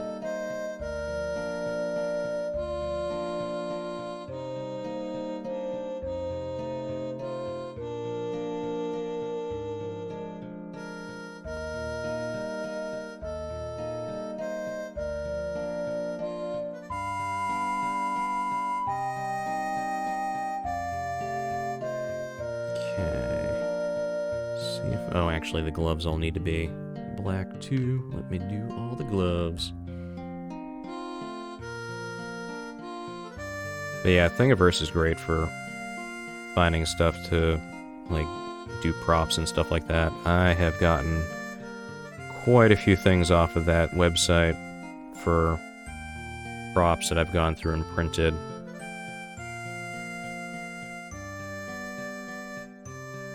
People do some pretty good work on there. I wish I had the creativity to actually go through and make some of the more creative stuff that gets featured on Thingiverse.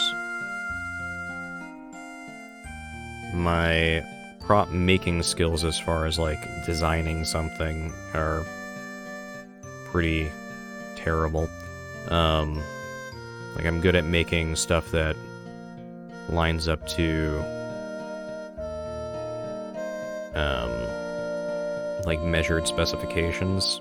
So, like, I can make organizers and stuff like that. I've done 3D modeling for that kind of stuff, but it always impresses me how well people do, like, models of items and stuff like that. Found cheaper figures at or under $20. Well, that's nice.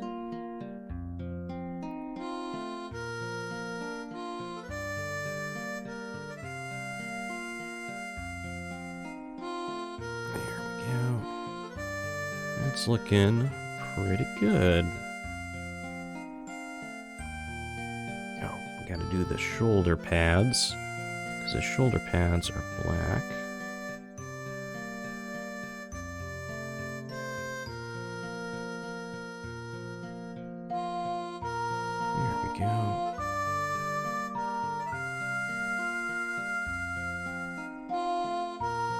Yeah, I figured there had to be some relatively cheap figures out there. Like, I've bought my fair share of expensive figures. Not $1,500 worth figures, but getting some, you know, like, figures that cost a couple hundred, something like that. Action figures get pretty expensive sometimes.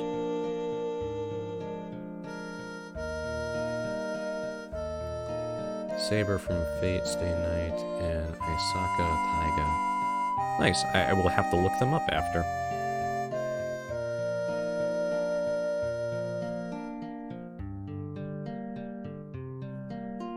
Alright, so that's looking pretty good. So now we're gonna do, I'm gonna take this flat aluminum and start doing up the coin. Oops, sorry, didn't mean to hit the mic there. Alright, let me back up the camera just a bit. There we go.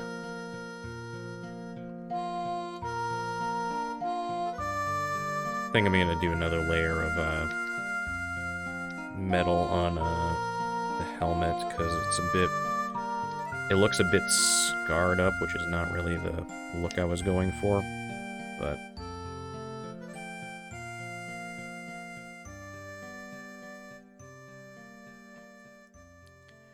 haven't been in an active spoiler dodging state for so long, it's hard to look up stuff for characters because I haven't watched all the Fate series. Oops. Here we go. Yeah, you know what? I'm just gonna dump this out. Yeah, it's hard to dodge spoilers sometimes, like, since I've started watching Lost, it's, I try my best to not go out and look up stuff, because, good God, there's a lot of spoilers for Lost out there, so. Although there obviously was going to be, because it's a nearly 20-year-old series, so. Watching Fate Zero next, which is the prequel to Fate Stay Night. Cool!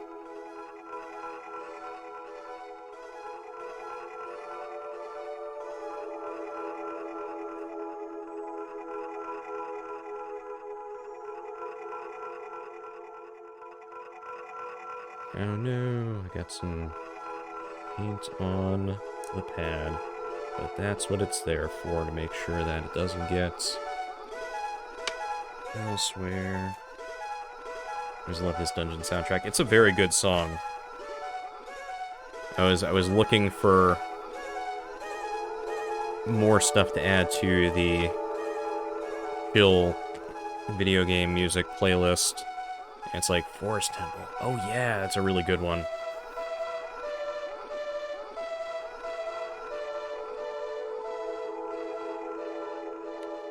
Thank you.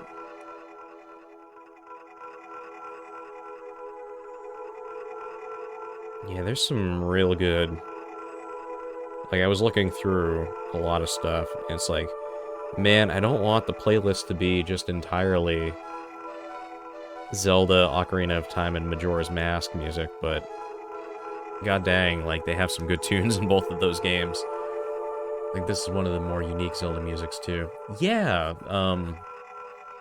they had, like, the Hyrule Field theme, but the rest of the game had some, you know, had some good songs in it that were, quite different. Like, yeah, it was basically like the Hyrule Field theme and, Kakariko Village were about the only repeats. Everything else is basically new music that they did. It was all very good. Let's do a bigger brush. That way it takes less time to get this done.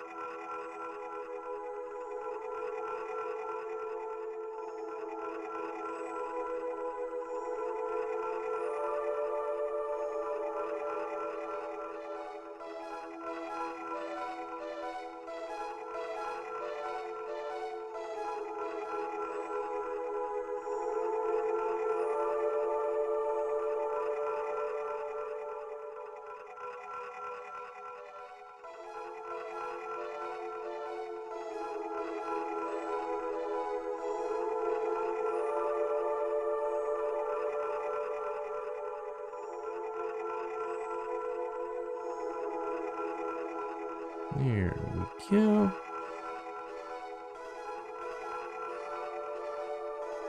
Here, we'll do just some light brushing across the bottom of the coin, because we don't want it to shine too much. We mostly want this to be black because it's in the shadow. But we want to give it just enough, since it's going to have a little bit of light coming onto it, so...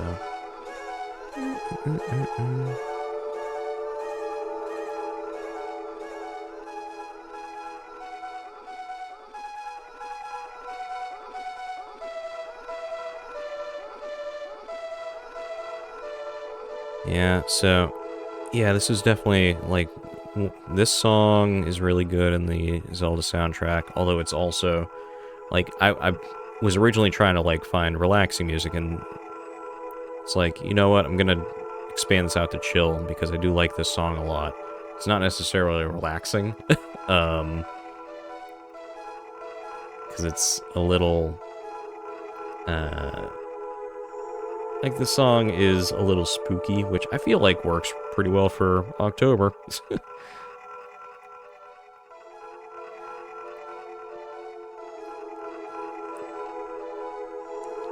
I finished Stay Night in 2 days. Wow. Wow, you were cruising through that thing. Of course, what? It's like, what, 26 episodes? I'm assuming half-hour episodes? 25 episodes, 20 to 40 minutes long? Yeah, pretty easy to binge then.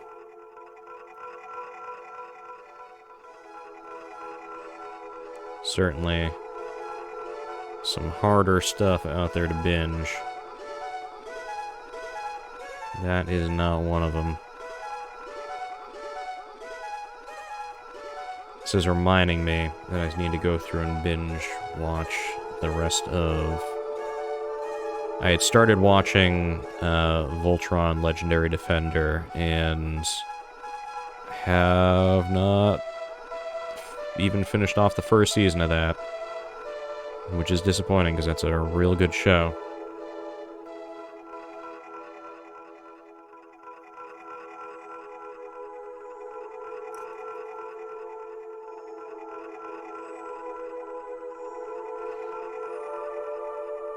Ooh, this needs another mix. Oh no, that's pretty solid. I think we're gonna have to do new. Yeah, we're gonna have to do a new one for that. But that coin is looking pretty good. Pretty happy with that. Like I said, I do want to do the helmet some more because, like, it looks a little too weathered for my taste, like especially the top of it, so we want to go over that again. So we're using the titanium silver for the helmets. Give this a shake. And we're gonna just go over the helmet a bit.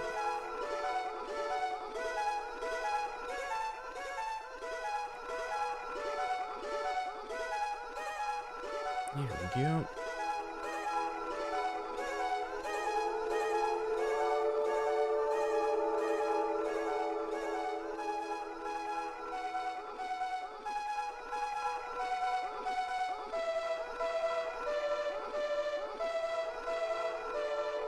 Oh, I don't know if you saw, but we have managed to hit the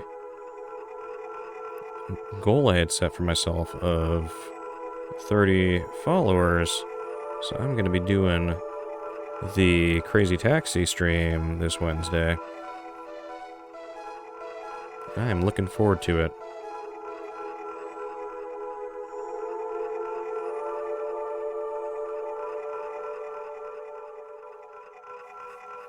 It was a very fun game, and I am pretty happy about being able to dress up too, because I love costumes, and I have not gotten to do Halloween since COVID, so it's gonna be my own little Halloween.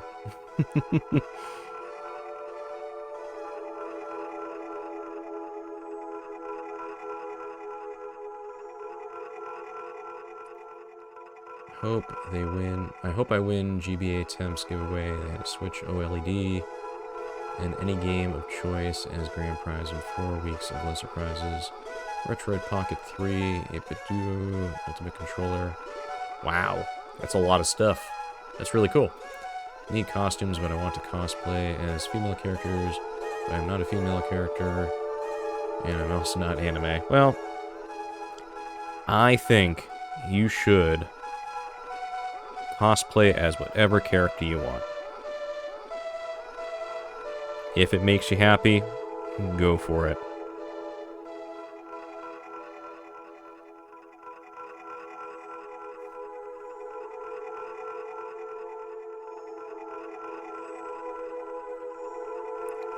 I have like 4 sponsors for the giveaway, so it's huge. That's really cool. Well, I hope you managed to win something. That'd be really nice.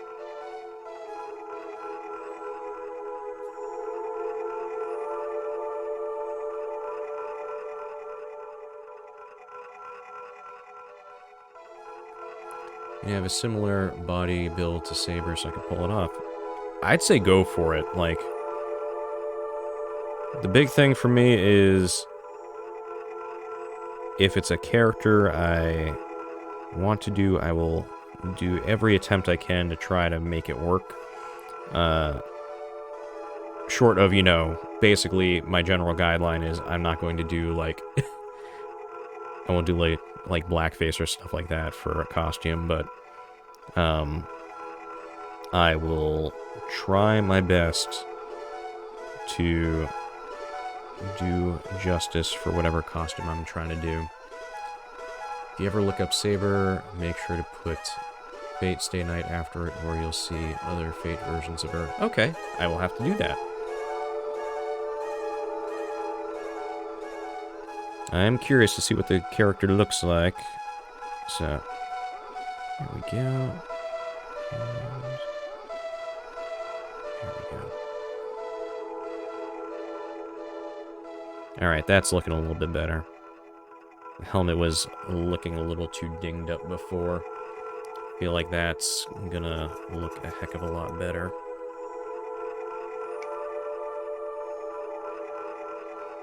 So let's take a look at this real quick. Yeah, like, I think that's looking pretty good. Like, I'm gonna zoom in on this a little bit. It's because, like, it's got a good amount of kind of weathered effect just from doing the dry brushing for the shading beforehand. I think that looks pretty good. Still gotta do the rocks and stuff. But the rest of it's looking pretty decent. She looks very medieval fantasy anime knight with no helmet and not over-sexualized. That is a tough thing to find on a lot of anime stuff, so that is pretty cool. The over-sexualized part, that is. Because, yeah. They do like their cheesecake an awful lot, in most anime stuff, so... That's cool! I will have to look up that thing. I bet her armor must look pretty cool. And I'm betting you can do, if it's, like, looking like medieval fantasy anime stuff, like, depending on if you've got the time and energy to do it, you could use EVA foam to make the armor, and it would probably look pretty good. And she actually wears armor that wouldn't get her sliced in half. Well, that's good. That's really good.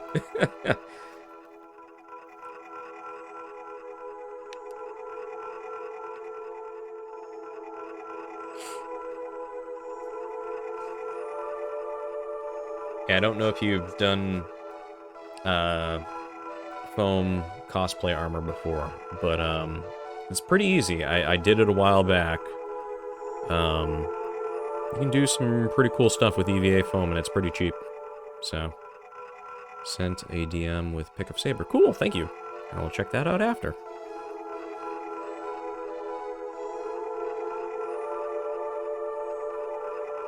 But yeah, if you have never tried making foam cosplay armor before,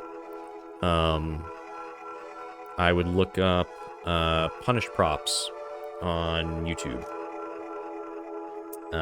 They do... Is it very fragile? It is not. It is actually pretty sturdy. Yeah, look up Punished Props on YouTube. It's a husband-wife team that they specialize in making props and costumes and stuff like that, and they do a lot of foam stuff. They actually have a few books on making foam armor and props and stuff like that.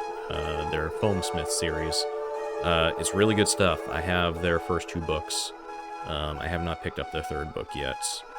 But I used it to make a few different things over the years. So, I originally tried to make Samus armor, and that was probably a bad starting spot for me. Samus power armor is very intricate and very hard to do right off the bat. It was not a good choice for my first build. But since that point, I have... Well, I made the taxi for my Crazy Taxi costume.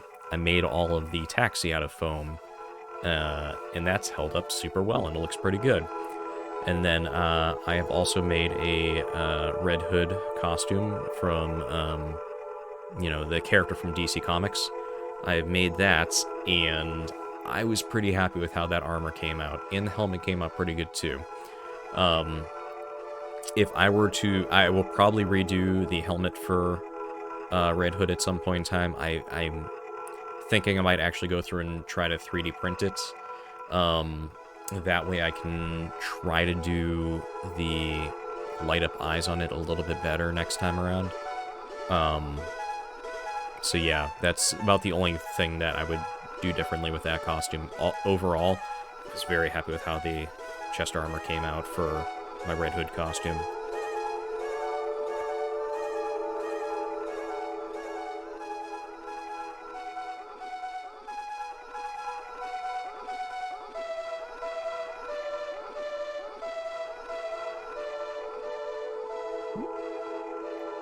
I'll check out that in a little bit.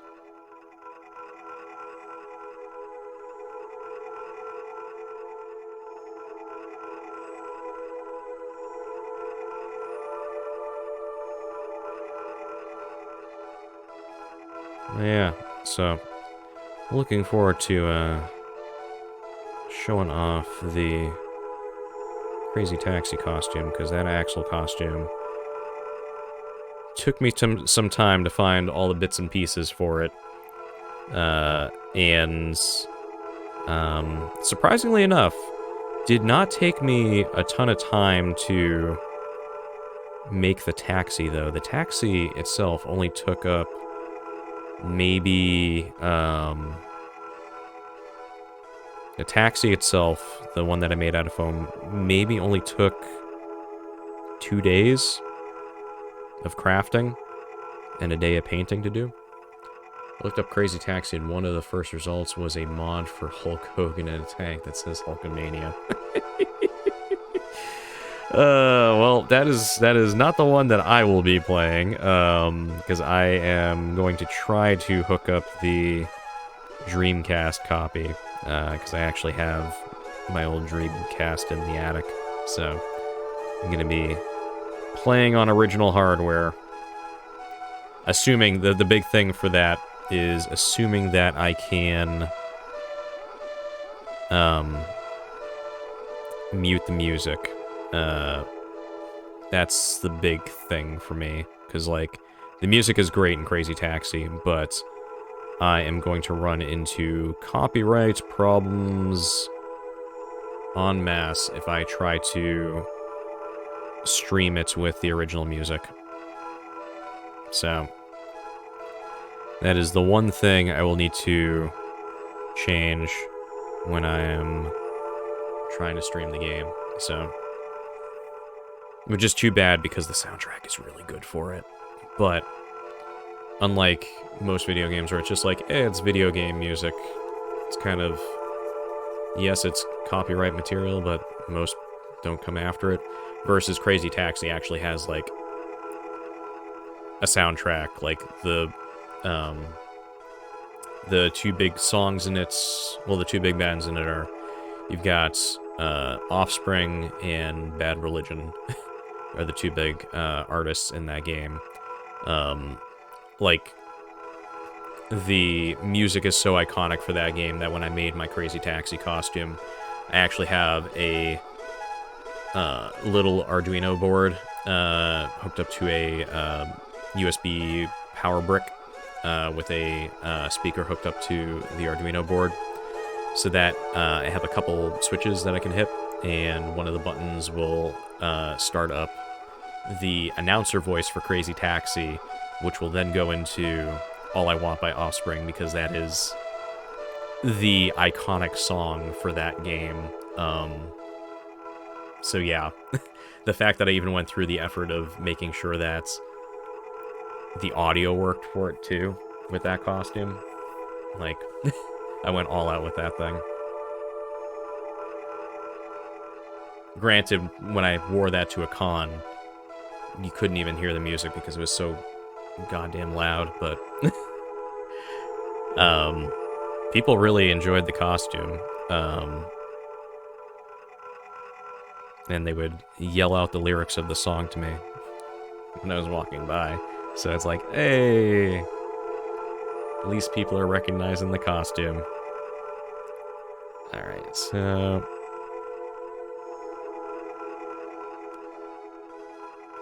trying to think. Might go over the red a little bit more. Trying to think whether or not it's worth doing that.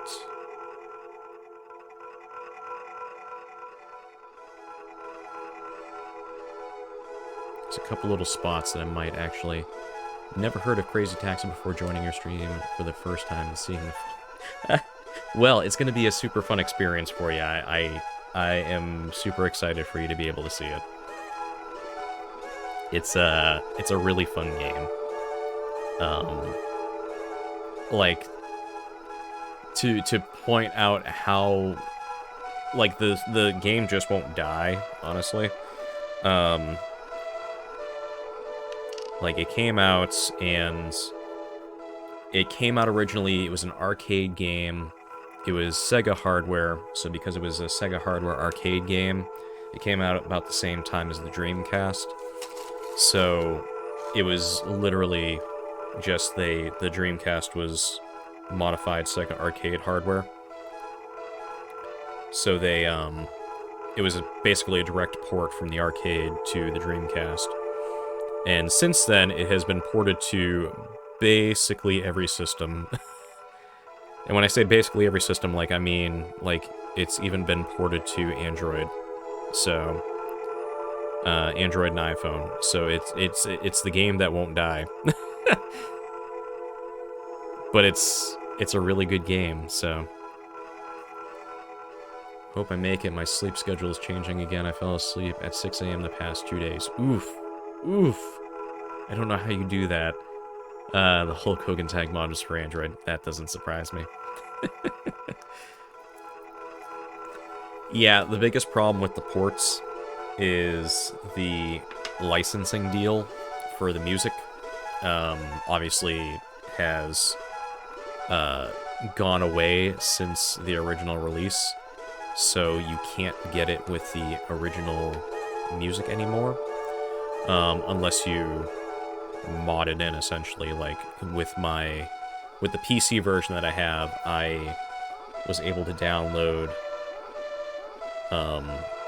a mod to get the original arcade music back into it, because I can't imagine playing that game without having Offspring blasting right off the bat, kind of thing. Like, if it's not Offspring playing, it doesn't sound right.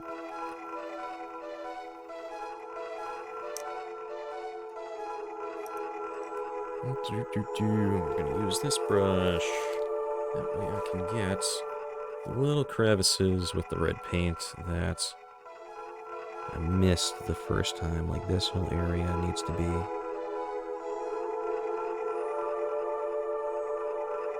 colored up a bit more.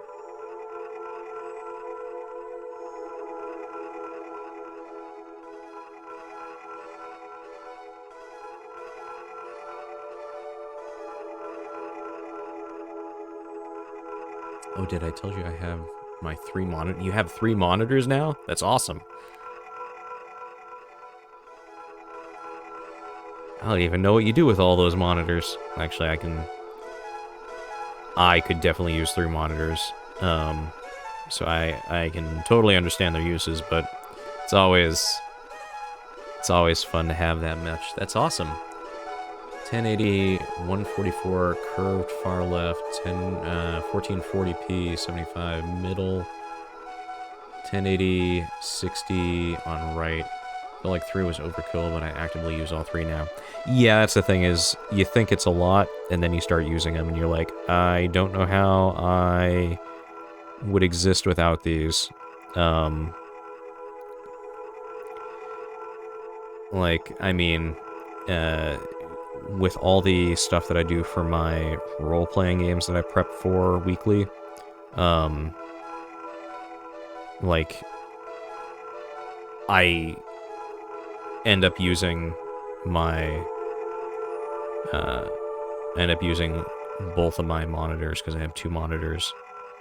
End up using both of my monitors for doing all the prep work on those, so I can't imagine doing it without those at this point. I could even see myself using a fourth. I need a fourth one above the middle one mounted on the wall, but angled down. With an extended arm to line up near the... Jeez. Well, if you get that setup going, you're gonna have to let me know. And let me know how it ends up working out. Because that would be pretty cool. And I bet it would look pretty cool too.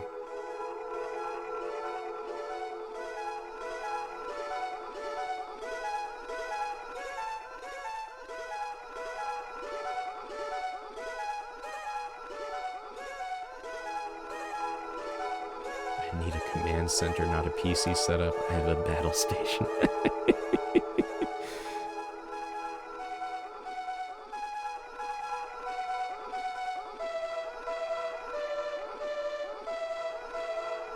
Well, if you got a battle station set up, you need to get Artemis Bridge Simulator set up and play using that, because that seems appropriate for that setup.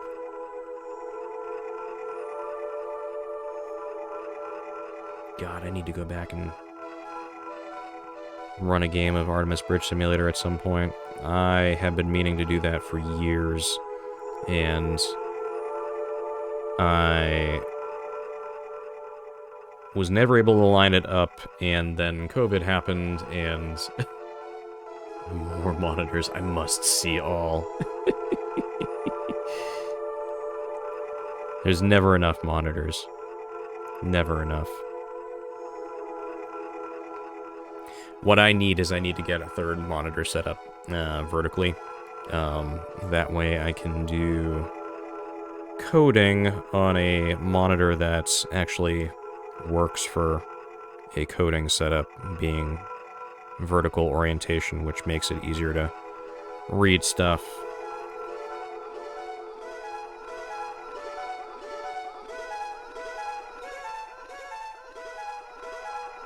You know what? Looking at this right now, and there's not a lot that I think needs to get fixed on this. Like, this is all looking pretty good.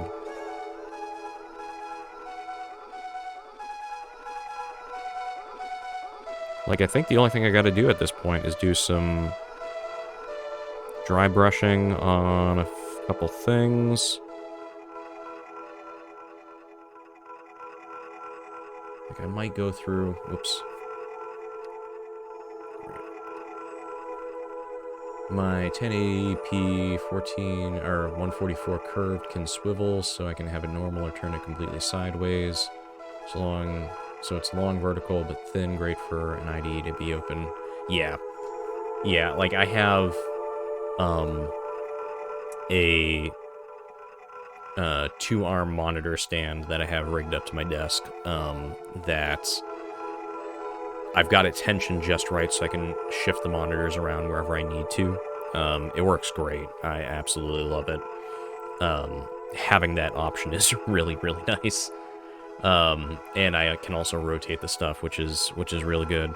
I just don't tend to do it because I actually use both my monitors going the widescreen mode.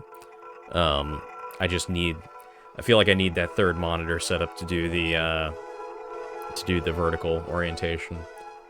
Oh, would be cool is having a horizontal monitor in the middle, 2 rotated monitors on both sides. Look like Castle Towers, 2 IDs on both sides. Might as well go all out.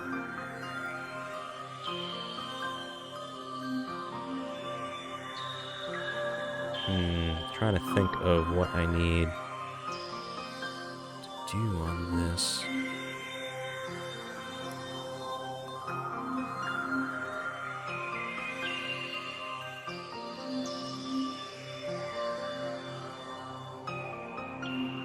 Hang on, just clearing this a little bit.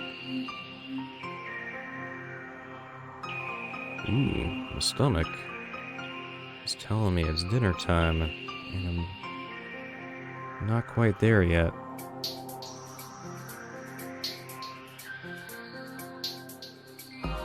He's going to have to wait.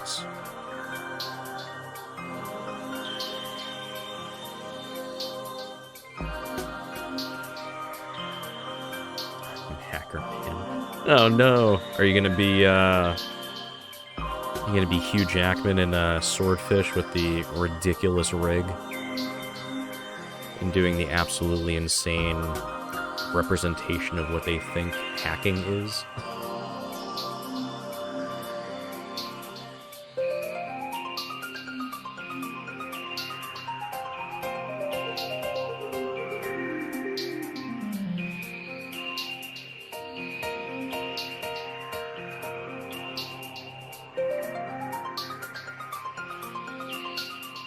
I'm going to run C-Matrix on all 3 monitors for maximum hacking. Nice.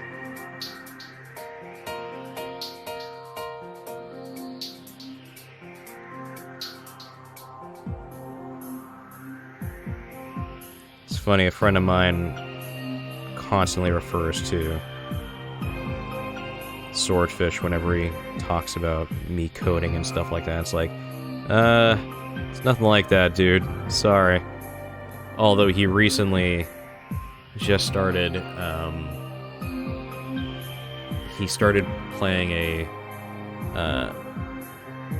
open source game that he's really been enjoying. And he was like, hey, there's this thing that should be in this game but isn't. And he looked up to see if there was a way to make the change, and that led him down a whole rabbit hole of... He ended up getting the code base downloaded through Git, and he managed to find the spot that he needed to change. And so he was contacting me. He's like, hey, so I'm trying to make this change, and I don't know if I'm doing this right, and I had to guide him through using Git and how to make merge requests and stuff like that, and our pull requests. And it was really fun, and it's just like, I think I've gotten him to the point where he wants to learn how to program, so it's like, oh man, I want to teach you if you want to learn. When you're on Linux PC, install Hollywood package from repo. When you run it, spans the screen with Hollywood. Yeah, I've seen that before, it's hilarious.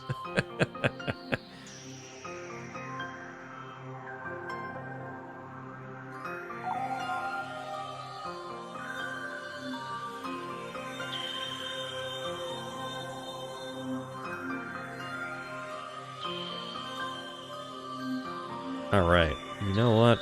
Like I said, I think we're pretty much done on this. I might just do some dry brushing to finish this off, but this is looking pretty close to done. Have you seen the SL package? I have, because I have accidentally typed SL numerous times, because of course I would. So yeah, I have seen the SL package, it's hilarious.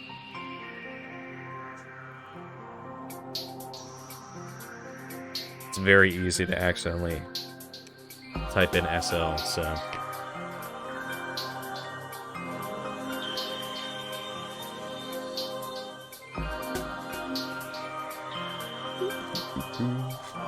I'm going to take little bits of white paint and just do some dry brushing with it real quick. Actually, you know what? I'm not even going to bother putting this in the palette.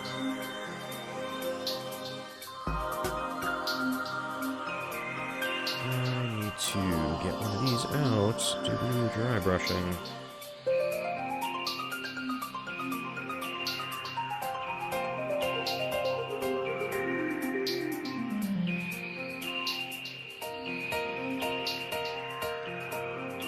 Getting so many queries at work right now for people looking at various coding tutorials in software engineering. Oh, cool.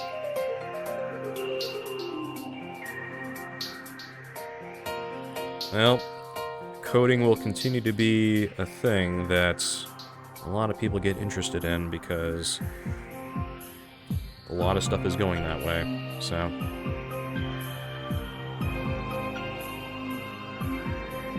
You're getting coding queries. It's all gonna end up going to Stack Exchange at some point.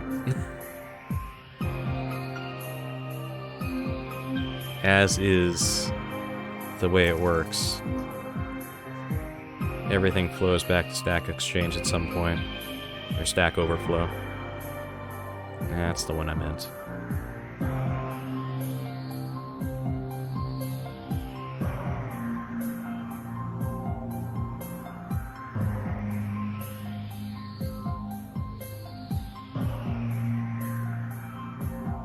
It's one of the things that I will never get, like, job interviews that do coding stuff during the job interview. And it's like, listen, man, like, coders always end up just pulling stuff up on Stack Overflow anyway. So the fact that I don't have access to the internet while I'm doing these interview coding projects seems a bit unlikely.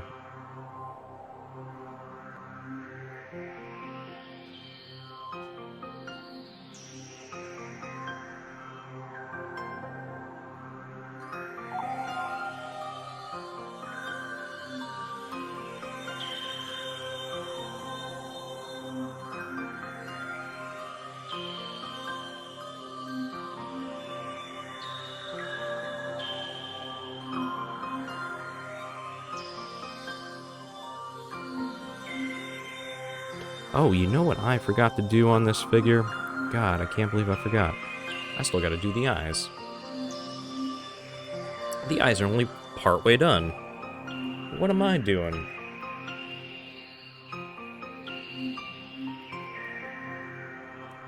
Still gotta do a couple little dots on the eyes.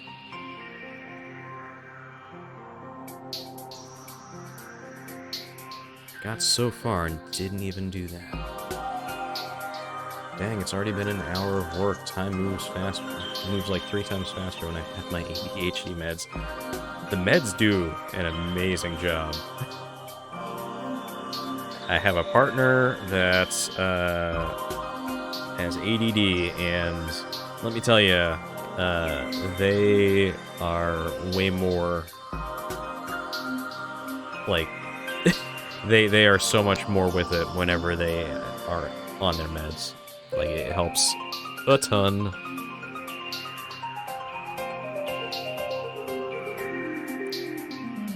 That's why it makes it real rough whenever the pharmacy, like, really dicks them around trying to get their meds, and just like, they need these to function.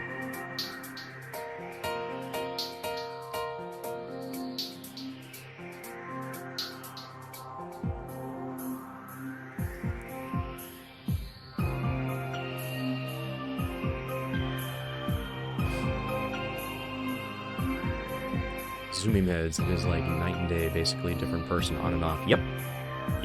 My partner is the same way. If they are not on their ADD meds, like, they are basically lost. It's real tough for them. So, like I said, that's why it makes it extra bad whenever the pharmacy, like, jerks him around trying to, you know, it's one of those things where some people will abuse the meds, so it just ruins it for all the people that need it.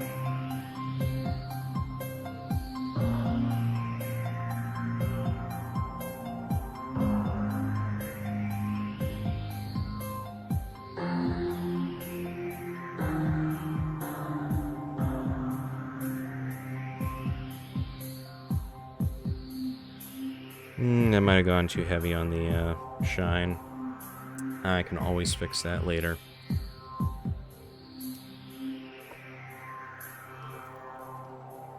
I have realized that I cannot do my work or study my Japanese without it making so much Japanese progress. 244 words learned, 45 mastered, inclusive of those 244, and only 5,754 words to go on my study deck. That's awesome. Also, actually taking the time to go through the Genki textbook. Nice. Yeah, I need to like actually go through and try to do more of that stuff with my Japanese lessons, because the Duolingo stuff works okay, but I really need to learn the grammar better. I've having done Duolingo for so long, I've learned that it's like Duolingo is great for reviewing words, and that's about it. It's not good for teaching you grammar or anything like that. I've had to learn a lot of the grammar off of Duolingo just to try to do that for all the languages that I work on, especially like Klingon. Klingon was one where it's just like, I don't understand how this works. I had to look it up, and it's like, okay, then now this makes more sense. I'm not conversational, but I pick up about 30% of the words said. My study deck is 6K words in order of frequency. Enough that I get mad at the people who write the subs on anime. I mean, it depends. Like, it's one of those things where direct translation does not necessarily make for a good subtitle. That's why translation and localization are two different things. So, I made like 20 times more progress in Anki than Duolingo. Oh, cool. Yeah, I mean, I would say for Japanese, Duolingo is probably not good. Because it hasn't taught me a whole lot, aside from I can recognize certain words now. Yeah, subs can only go so far. You can't express a concept through words. Yeah, like, that's the thing is, like I said, it's with doing any sort of localization work, like, it's not just translating, it's also making it make sense for the audience that you are writing it for, because a lot of stuff just doesn't make sense if you're doing a direct translation, like, jokes and stuff don't tend to carry over, kind of thing. Teaches some Japanese wrong. It says, Rai is midnight, and that is no longer... Oh! That's good to know. I will have to, take a look through my stuff, then. Yeah, it's been real rough learning Japanese through Duolingo. So, it's one of those things where it works well enough for certain languages, but... Yeah, it's only used as 0. Duolingo straight up teaches some things wrong and uses uncommon meaning of a word. Yeah. I mean, it's all very contingent on the people that are developing the lessons for it. Because it's a lot of community-based lesson stuff, too, which is not necessarily correct. So, yeah, it's kind of all over the place. I will say, like, I've learned a fair amount of Swedish through Duolingo, to the point where I can pretty much read, you know, general stuff that's written in Swedish, and I can mostly pick it up when it's being spoken. I found the Anki plus textbook combo most useful for me. Duolingo does work. It takes a lot more time to teach stuff from the method than it takes... Yeah. Duolingo stories are great, though. Yeah. Yeah, like... That's the thing, is, like, Duolingo is great for review in most cases. It's good for reviewing words. It's not very good for teaching the grammar of a language. It's not 100%, like, across the board. Like, I think part of it comes down to, like, when I was learning Swedish and Danish, the sentence structure is close enough to English that it didn't require a lot of relearning grammar to do. So I think I kind of got it easy that way. But as soon as I got to, well, like I said, as soon as I got to Klingon was like the learning it by making mistakes method was not working super well for Klingon, so I had to actually like refer to stuff online for that. For Japanese, it seems like people recommend to avoid app-based learning. Say try Lingodeer if you go that route, since it's basically Duolingo but has proper grammar lessons. Well, that's good. Never gave Lingodeer a try since it's paid though. Ah, okay. Well, that would certainly make a difference. Well, I may have to look into doing a different method for doing my Japanese stuff then. Like, I've been getting through it okay, but I am also concerned of, you know, I'm not necessarily learning stuff that, that I will retain unless I actually know the logic behind it, if that makes sense. So their lifetime license is a little tempting sometimes, though. It's commonly on sale for $160 for lifetime. It's pretty good. I mean, I'm paying for Duolingo Plus, and that's monthly, so, or yearly. I think I'm on yearly. So the fact that they have a lifetime thing is pretty awesome. I may have to look into that. Yeah. Yeah, I'll have to look into that, because yeah, I've found their Japanese lessons a little lacking on Duolingo. Duolingo Plus always felt to me. Most features of Plus are on there from desktop, but limited on mobile. Aside from this exercise study option, I mainly use it to not have intrusive ads, you know, it's one of those things where it's like I use it enough that I wanted to send money to the people that make it. So that's mainly why I'm paying for it. I always thought that was weird to make desktop and mobile different. Desktop has infinite lives for free. Yeah, I've noticed the, like, I tend to do all my work on mobile because, like, XP-wise and stuff like that, they don't have, like, any of the bonus stuff for XP if you're doing it on the desktop version. Granted, I do like switching it up and doing the desktop version every now and then just so I can get used to, not having autocompletes, because I do want to try to remember spellings and stuff like that, so wish the lessons were a bit more bite-sized like they used to be. Yeah, they've gotten a little lengthy.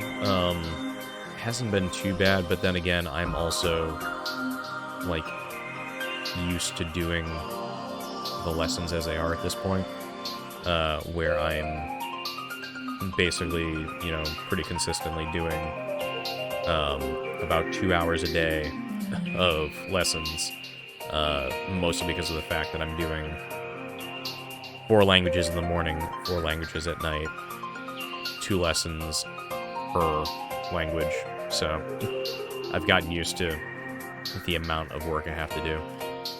Man, just because you can't pause and resume a lesson later, it's all or nothing. Yeah, that really does suck a lot. Yeah. I would definitely agree on that one. Alright, well, I'm looking at the time, and I think I might have to call it right here because I am getting hungry, and I don't really have much left on this thing, honestly. Like, it's basically mostly done. I'm gonna probably fix the eyes a little bit, because I'm not entirely happy with how the eyes came out, but I'm pretty happy with how the rest of the model came out. So I think all I gotta do is fix the eyes, and the rest of it is pretty good. So yeah, I think that's a good spot to wrap up. consume fuel. I plan on doing so. My stomach definitely needs some fuel right now, so we'll be getting into that. But yeah, I hope you had a good time. I had a good time as always. It's a lot of fun always getting to talk to you. Weird random fact as you end. Cannibalism is legal in all states but Idaho. Good to know. Do not plan on doing that. But if I ever do, I'll know to avoid Idaho. Oh man. All right. Well, I hope you have a good rest of your day. It was fun talking to you, and yeah, may see you and may end up seeing you tomorrow for some Gravity Rush 2. So yeah, hope you have a good one, and talk to you later. Bye.